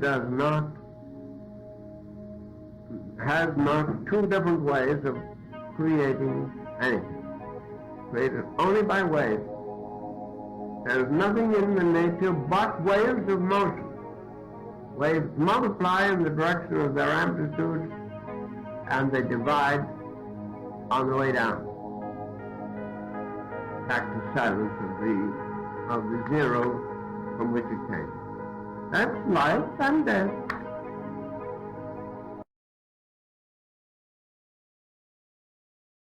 All you have to do is look up into the heavens and look at a spiral galaxy, and you'll see the exact same formation. In fact, every nucleal center is not exactly a solid mass. There's only one instance in the wave in which that's actually true, and that's at carbon, or what we call the wave amplitude. It's where if you imagine a sinusoid, it's where the crest and the trough is located.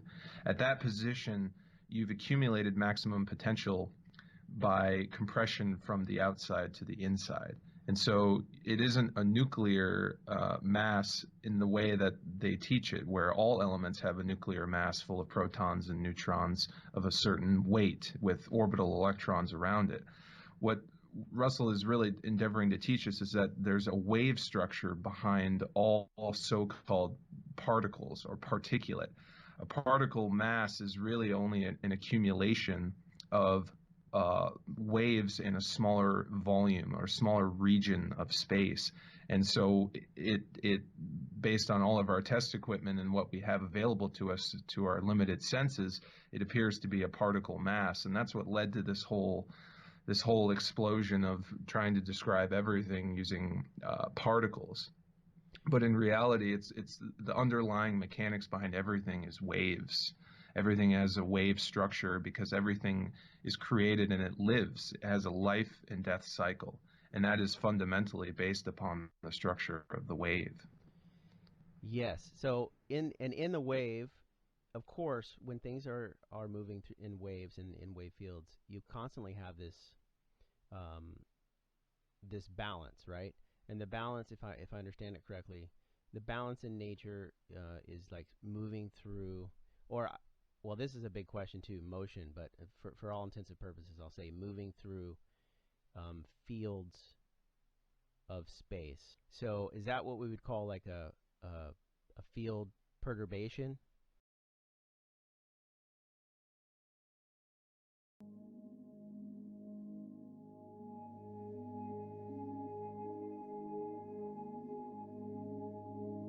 Nature has not two different ways of creating anything. Created only by waves. There is nothing in the nature but waves of motion. Waves multiply in the direction of their amplitude, and they divide on the way down. Back to silence of the zero from which it came. That's life and death. And the resurrection on the other side of the equator, when the same A note of the offspring reproduces itself again as another A note. They're so fast we think of them as continuous, because they're so fast. But there's a black gap of silence between each one of those. Every time it passes the zero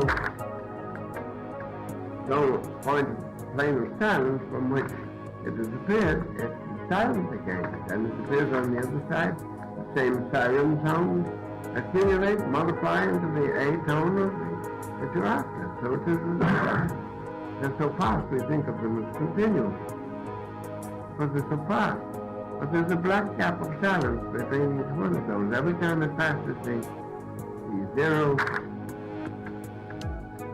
point plane of silence from which it has appeared, it's silent again. And it appears on the other side, the same siren sounds accumulate, multiply into the A tone of that you're after. So it is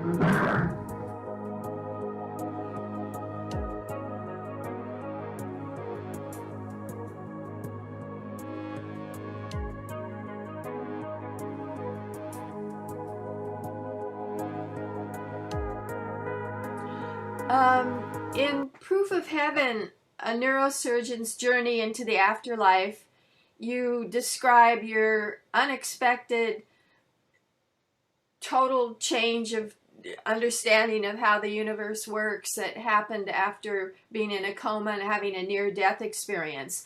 And I'm wondering what you would distill for people about how they can apply what you learned to their lives. What can we learn for those of us who haven't had an NDE?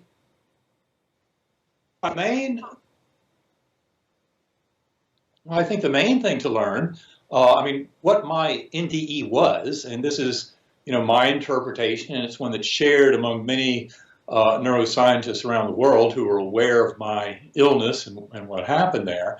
But the biggest lesson of it all is that our conscious awareness, not only is it not created by the physical brain, but it's just allowed in and filtered in many ways by the physical brain, which has tremendous implications.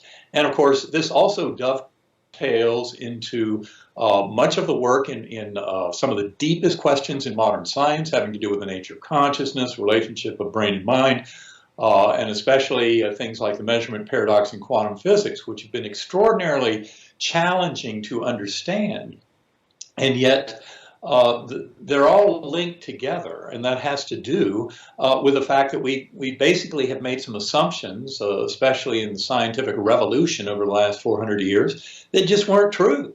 And until we started to examine very closely brain, mind, and consciousness, we couldn't tell that our underlying assumptions were very misleading and false. I mean, they fail to explain a tremendous amount of human experience. So I think what your listeners should rejoice in is the fact that this turn of events and this very extraordinary shift of the tide in our understanding of the nature of reality from a scientific perspective is what is truly shifting here, and it's gigantic, and it opens up the possibilities not only for the reality of the afterlife by demonstrating very clearly that the brain is not the creator of consciousness as much as a filter that allows conscious states to manifest.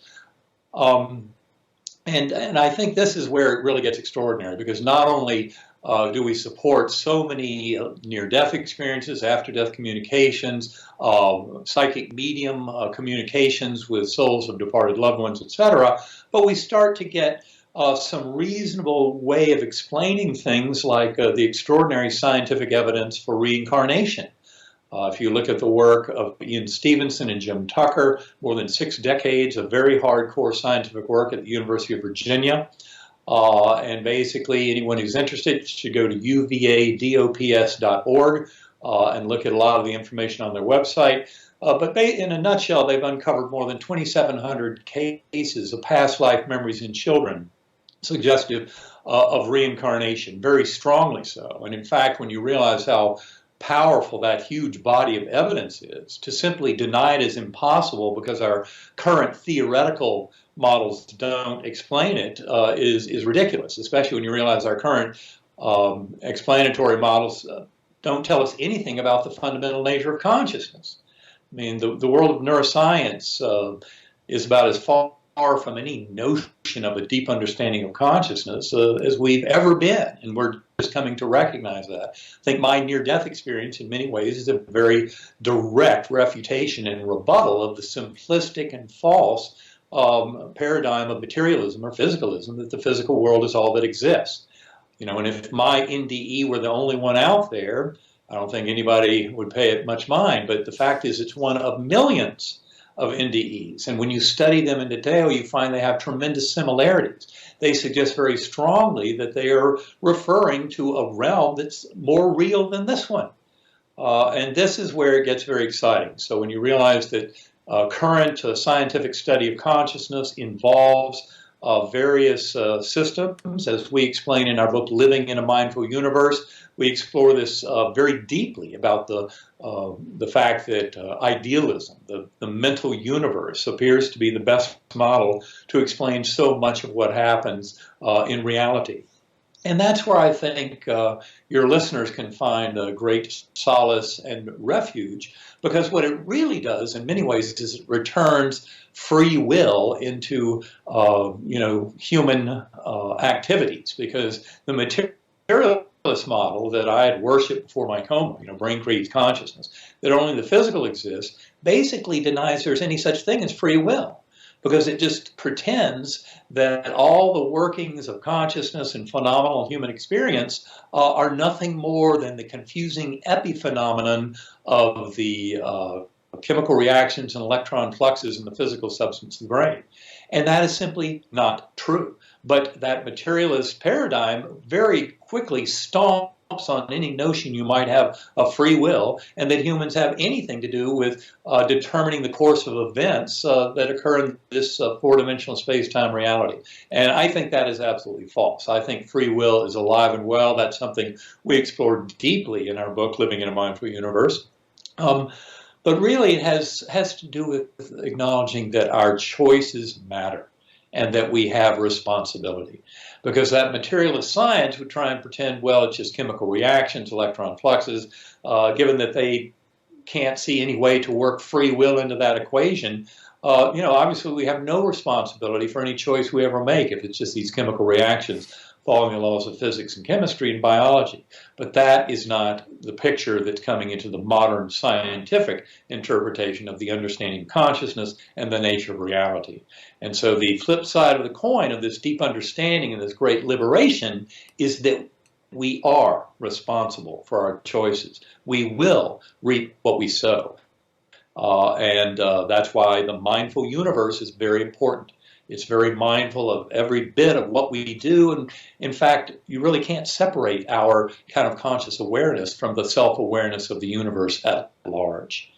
And that's where all this, I believe, gets to be very, very exciting and liberating for the individual seeker who wants to do some good for this world. A lot of people who have NDEs go through a review of their life to see, oh, I could have done that better. I should have made a different choice. This is the consequences of my action. You didn't experience that because you lost all your memory. So how does that personally play out in your understanding of how we're responsible for our decisions? Well, my amnesia was a very kind of interesting facet of my NDE, as you pointed out. And it took me many months, if not a year or more, to even begin to glimpse why that was important and why that atypical feature was there. I believe all NDEs, when you study them en masse, they have tremendous similarities, and they truly do suggest a very real realm that is there. But the other thing to remember is that NDEs are always tailored for the individual soul and the journey. So for me, as a neurosurgeon with an interest in brain, mind, and consciousness and in kind of the fundamental workings of physics and the universe, this NDE suited perfectly, but it did involve some very dramatic shifts. I mean, I had to lose all of my memories, everything. No words, no language, no knowledge of Evan Alexander's life. Didn't even recognize loved ones at the bedside when I came back to this world. So that amnesia was very important. But in the midst of the journey, I saw in kind of a generic fashion how vast civilizations, even far more advanced than ours, go through this similar process of sentient beings incarnating in the physical realm with a temporary kind of dumbing down and forgetting of information. That's why we don't all have the information available to our higher souls through our whole life here, but it gets kind of erased, deleted, covered up. That's what those people who study past life memories in children realize. Is by age 6, so many of those memories are disappearing very actively because there is an active process of suppression that actively gives us skin in the game to live these lives. And I could see in my journey, even though I had no personal knowledge of Evan Alexander's life and was being showing these extraordinary kind of features and workings of the universe, the life review, I remember the way it was presented to me in this very generic sense, because given that I had no memory of Evan Alexander's life, I was not in a situation where I could go through a life review of Evan Alexander's life.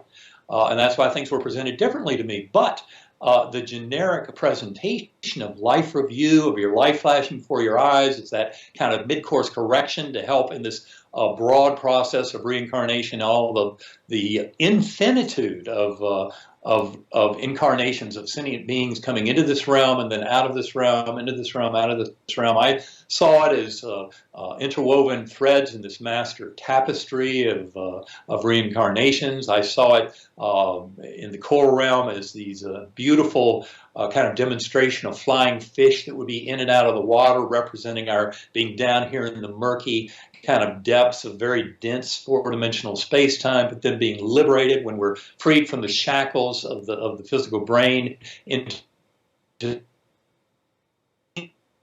lifetime. Just an extraordinary experience to go through, and yet, given the fact I had to lose all my memories and then regain them all in better fashion than they had been before, showed me a tremendous amount about memory. But that took months and even years to unfold, that kind of knowledge. It doesn't just come with the NDE itself. The NDE is like this incredible explosion of information to kind of reframe the worldview. That's why NDEs can be so shocking.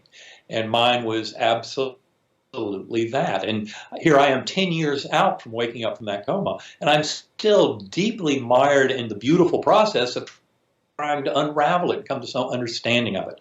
And that's why I feel that even Living in a Mindful Universe probably will not be our final book on this one, because there is so much going on. And I've come to realize that my journey as a scientist, as a neuroscientist, very interested in understanding the nature of reality and relationship between brain and mind, parallels the journey of the modern scientific community. In fact, in many ways, you could say it parallels a few thousand years of human evolution and thinking on this.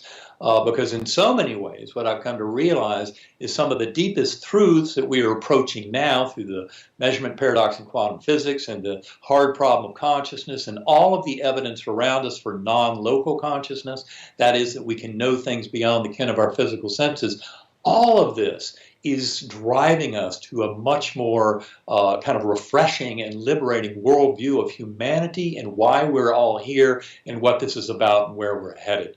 And I would say the NDE community does a tremendous amount to remind us that at the very core of all of this is a very infinitely loving force, the creative source of all that happens, that is intimately related with our very conscious awareness. We are not separate from that creative force. And that's where this notion of free will of the higher soul starts to take on tremendous power at bringing this world back into alignment. What we came here to do, the current picture of humanity to me is an embarrassment of just horribly kind of immature and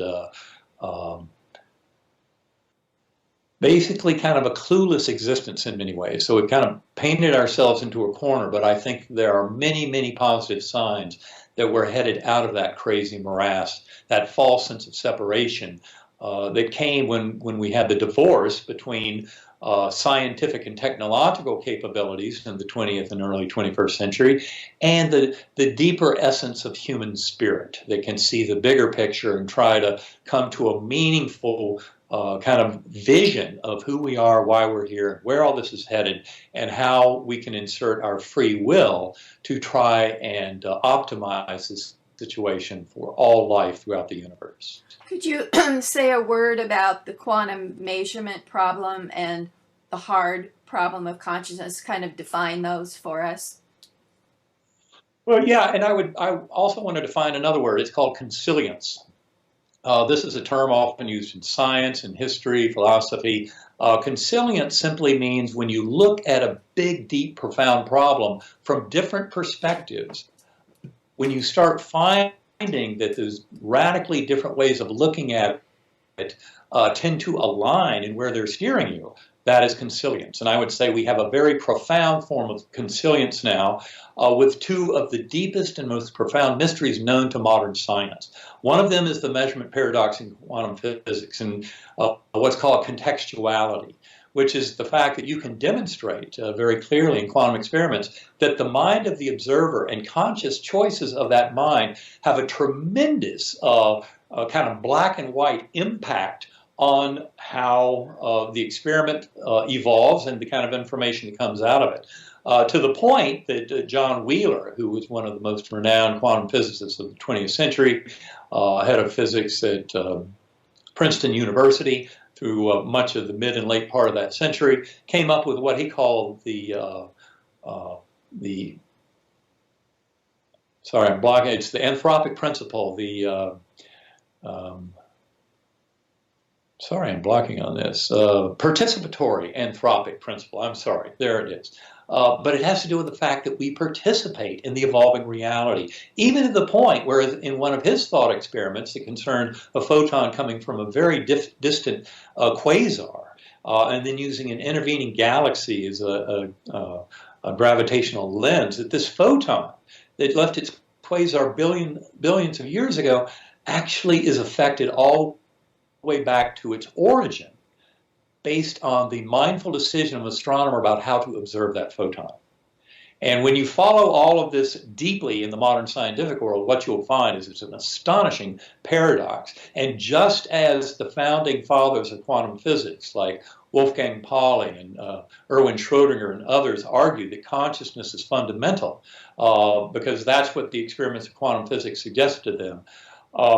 We're finding now that it's really the only way out is to look at idealism, as we explain in our book, Living in a Mindful Universe, metaphysical idealism, that the universe is mental primarily. There's a top-down causation of this mental universe. And that's what we're really discovering. So that's within the world of quantum physics where you're finding primacy of consciousness. Or likewise, if you go into the hard problem of consciousness, which is something that was rigorously defined by the Australian philosopher David Chalmers in his beautiful book, The Conscious Mind, back in 1996, it points out a very serious set of explanatory gaps in trying to pretend that the physical brain gives rise to the conscious mind and just pretend that's the end of the story. And there are numerous lines of evidence. I don't have time to go into all of them now, but the hard problem of consciousness, if you Google that term, you'll find out exactly what I mean. And those problems have just gotten much worse. In the 15, 20 years or so since that was first described, even though they've been working towards a knowing of the hard problem of consciousness for decades. The work of John Searle, the work of Thomas Nagel and other philosophers interested in the mind-body question. They were hot on the trail to realizing it wasn't adding up, that you could explain it all from materialism. In fact, Wilder Penfield, one of the most renowned neurosurgeons of the 20th century, back in 1975, wrote a book called The Mystery of the Mind, based on his very intensive scientific investigation with electrical stimulation of the brain in awake patients. And he wrote that book after several decades of hardcore scientific work, proved to him that the brain cannot be the producer of consciousness. He even thought for a long time that the brain was the site of memory storage, but the more he tried to find it, the more he realized it's not in the brain. At the end of the day, towards 1975, he said, well, maybe memories can be stored somewhere in the brainstem, but they're not being stored in the neocortex. He was quite convinced of that. And I would say modern evidence confirms very clearly what he surmised. Memory is not stored in the brain at all. That is such a death knell, nail in the coffin of the materialist model in neuroscience that people don't talk about it. And yet surgeons have suspected for a long time, given that never has there been a case where we resected some part of neocortex in somebody's brain or some other part of the brain and actually had a definable loss of a swathe of memories. It doesn't happen. It is true that if you damage neurosurgically damage medial temporal lobe, hippocampus, entorhinal cortex, structures like that, yes, you can interfere with the conversion of short-term to long-term memory, but that's not the same as getting rid of the locus of memory storage. It's not even stored in the brain. And this is something we cover in great detail, Living in a Mindful Universe, not only how consciousness is not created by the brain, but memories are not stored there. And of course, when you realize all that hardcore scientific evidence for reincarnation, 2,700 cases, and in 35% of those cases, the children actually have a physical birthmark that corresponds with the lethal wound of a prior incarnation. I mean, that body of evidence is extremely powerful. I often say that I don't believe you can ever fully answer the question of the afterlife and near-death experiences alone, because those people don't die, they come back. It's still a big shocker that many millions and millions of people have these kind of extraordinary experiences of NDEs that really have no explanation in Western medicine. So we must pay attention to that. But the only way to come up with the big picture, what this all means about the nature of reality and understanding consciousness, we need to look at all manner of non-local consciousness. And that includes things like past life memories in children, indicative of reincarnation. And once you realize reincarnation is part of our existence, obviously you're no longer trying to pretend that memories are stored in the physical brain. Mm-hmm. Do you think it's just typical for human nature that when a paradigm shifts, that there's tremendous opposition and you get put in jail or burned at the stake or whatever? Or do you think there's even more opposition to the new paradigm of idealism now because it seems woo-woo? Well, I think one of the problems is we're dealing with some very tough and very deep challenges here. You know, the relationship of brain and mind, nature of consciousness. Well, given that no human being has ever experienced anything other than the inside of their own consciousness, it's very difficult to kind of get outside and get any kind of perspective to help us understand it more deeply. That's why I'm a tremendous fan of meditation. I find that going within is actually a way of traversing that veil and getting out into that universal consciousness, that connecting force of universal mind. And that's where I believe we can get a lot of fascinating insights. That's why I meditate an hour or two a day. I use sacred acoustics. I highly recommend anybody who wants to get into meditation but doesn't yet have a very strong and powerful practice, try out Sacred Acoustics. Go to sacredacoustics.com and download Karen's free 20-minute OM file and start working with her instructional videos. You'll find this can be an extremely exciting adventure. Now, it turns out Thomas Kuhn wrote that beautiful book about paradigm shifts and the anatomy of scientific revolutions back in the mid-20th century, and I think he made a lot of tremendously important points, and they're very applicable to this paradigm shift that we are seeing even now. It turns out, just as we've spent the last 80-plus years circling the drain trying to understand the measurement paradox in quantum physics, so none of this is going to be simple and a pushover in terms of understanding. You really need to broaden the mindset, and that's what I think is going on now. Now, of course, Max Planck is famous for having said that the way these scientific revolutions occur is one funeral at a time. I'm not quite that pessimistic about it because I believe that the evidence is there. All you really have to do is pay attention to the evidence. To the scientific members of the crowd, I would recommend the books of Ed Kelly from University of Virginia, Division of Perceptual Studies.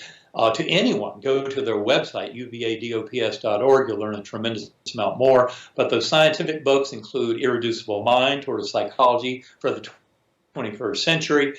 And, of course, the book they put out in 2015 that's more of a theoretical basis, but just an incredibly powerful book showing the way this revolution is going. Is Beyond Physicalism, Toward a Reconciliation of Science and Spirituality. Again, Ed Kelly, the group out of UVA and out of the Esalen group in California, were the ones who put together those two very profound books. You really can't start to understand this unless you're studying consciousness itself and human experience. I always thought through much of my life that physics is the pathway to answer. Well, physics is a pathway to answer about a lot of things that happen in the physical world. But when you start running into situations like most physicists explaining the measurement paradox by simply saying all you need is infinite parallel universes, and you can, the Hugh Everett 1957 many worlds interpretation of quantum physics, and then they can just kind of brush their hands to the matter and walk away and never discuss consciousness. But how do any of us make sense of infinite parallel universes, and how do they live their lives differently because of these infinite parallel universes? I'm not sure, but what I can tell you is a different way of solving that problem is idealism, is realizing that mind is primarily responsible for everything that happens in this universe, and it returns free will right where it belongs, also starts to give us tremendous power. Now, mind over matter is not a new concept. In medicine, I mean, for more than 60 years now, we've looked at placebo effect as this extraordinary kind of reality of everything, which is the patient who believes they are doing something to get better can get better. And this is not just about a headache, hip pain, back pain, things like that. There are cases, if you go to the Noetic Sciences website, look at the book that they put together in the mid-1990s on spontaneous regression and healing, you'll find more than 3,500 cases of extraordinary healing, often because patients just believe that they can get better. This reveals spontaneous remission, right? You said regression. Right, spontaneous remission and spontaneous regression of tumors, infections, things like that. And it's a beautiful example of mind over matter. I mean, placebo effect is just a rich example of mind over matter. And if you don't believe it's real, ask Big Pharma. They can't stand it because they realize they've got to overcome about a 30% beneficial effect that happens when a patient believes they can get better. And it just shows that our materialist science is taught in medical school and nursing school and molecular medicine. All of that is very outmoded. There's a tremendous amount of power of will that has an influence in healing, and any and every one of us can take advantage of that knowledge by expanding our beliefs. My favorite example is people who have a dissociative identity disorder. One alter will have diabetes and the other won't. One will wear glasses and the other not need them. Right. I mean, that's huge.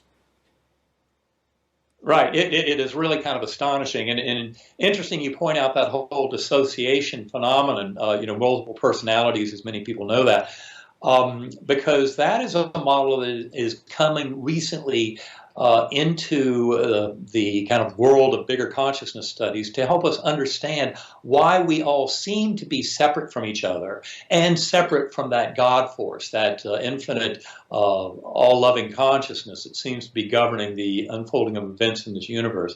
And so the whole idea of dissociation of personalities, I think that was first a point made by John Climo, who is renowned in kind of the UFO and that world, but he's also a very renowned psychologist, parapsychologist who's done a tremendous amount of work on these lines.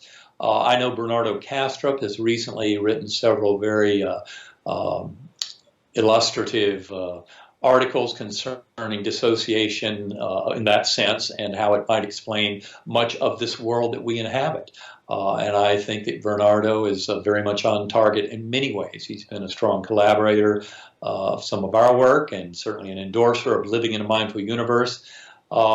It's fascinating, but I always thought that physics was going to be the answer to everything about the nature of reality, but I just didn't realize how much we are fooled into believing that reality out there exists out there as some kind of reality independent of mind.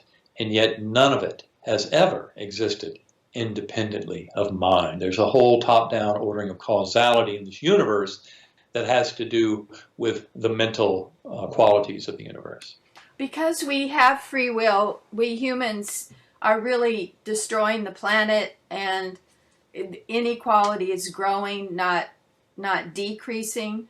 What is it, like 38 billionaires own as much as half the world's population. So I'm wondering, in terms of your worldview, do you feel there's hope for us, or that's maybe something else will evolve that's higher than? I feel there's tremendous hope for us.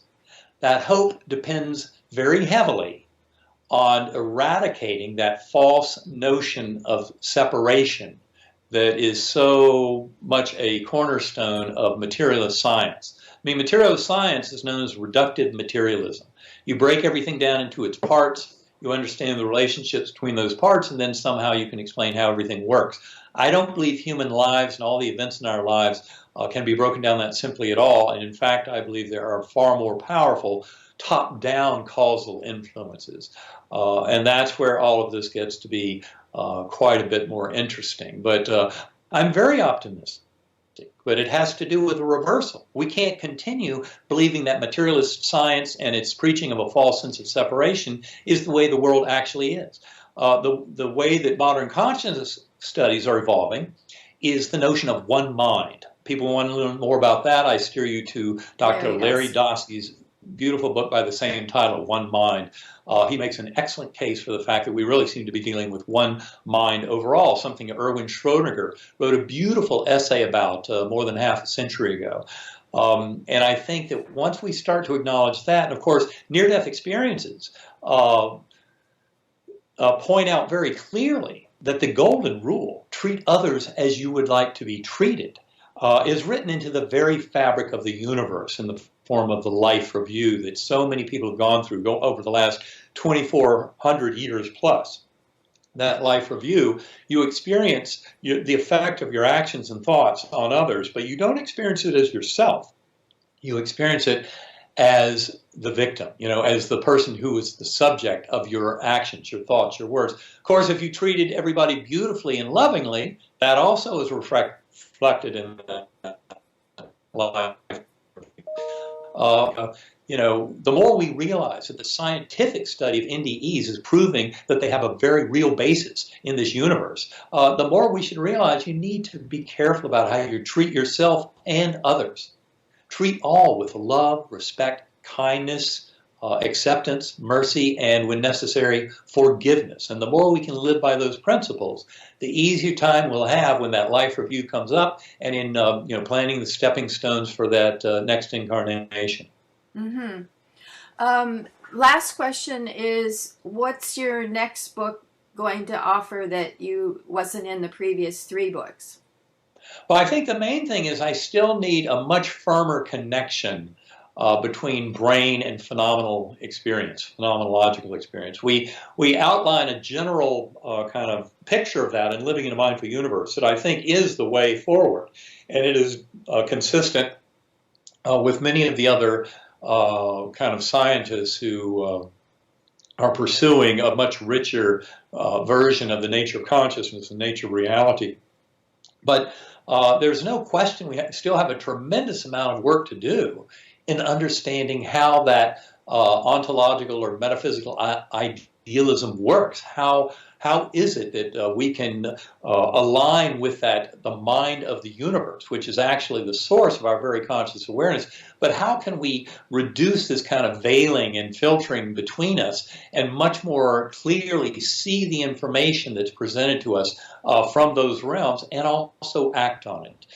Use that free will of the higher soul in ways to cause changes in this world that will bring the peace and harmony and prosperity that I believe is promised by this extraordinary vision as we awaken. But it definitely involves acknowledgement of the one mind is also an acknowledgement that you shouldn't have a tiny minority of people with the power to control everybody else. So this is going to be a very liberating, refreshing process for all involved, even those who would be dethroned from that kind of highest level of activity, because they are not aiming this world in a direction that's going to be very good for them. The kind of greed and concentration of resources in very, very tight corners, especially when they have their own hidden agendas, and those agendas work against us, and that includes a lot of corporate greed and a lot of the destruction to the planet that you pointed out earlier. All of that is going to have to reverse because that is taking us straight to our demise.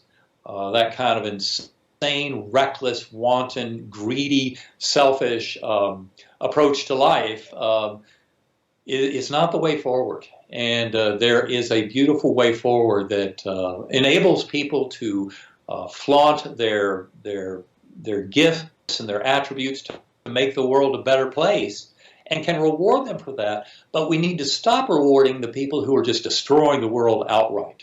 Some of the corporate greed with very damaging, the pollution with plastics, burning fossil fuels. I mean, there's a whole litany of changes that need to happen that have come out of this kind of senseless greed and kind of lack of mindfulness about the consequences of actions. So it's time for us to take responsibility for our actions, for the political leaders and corporate leaders to step up to the plate, go for the higher ground, the common good, the higher human good for all involved, which can always be worked into the equation.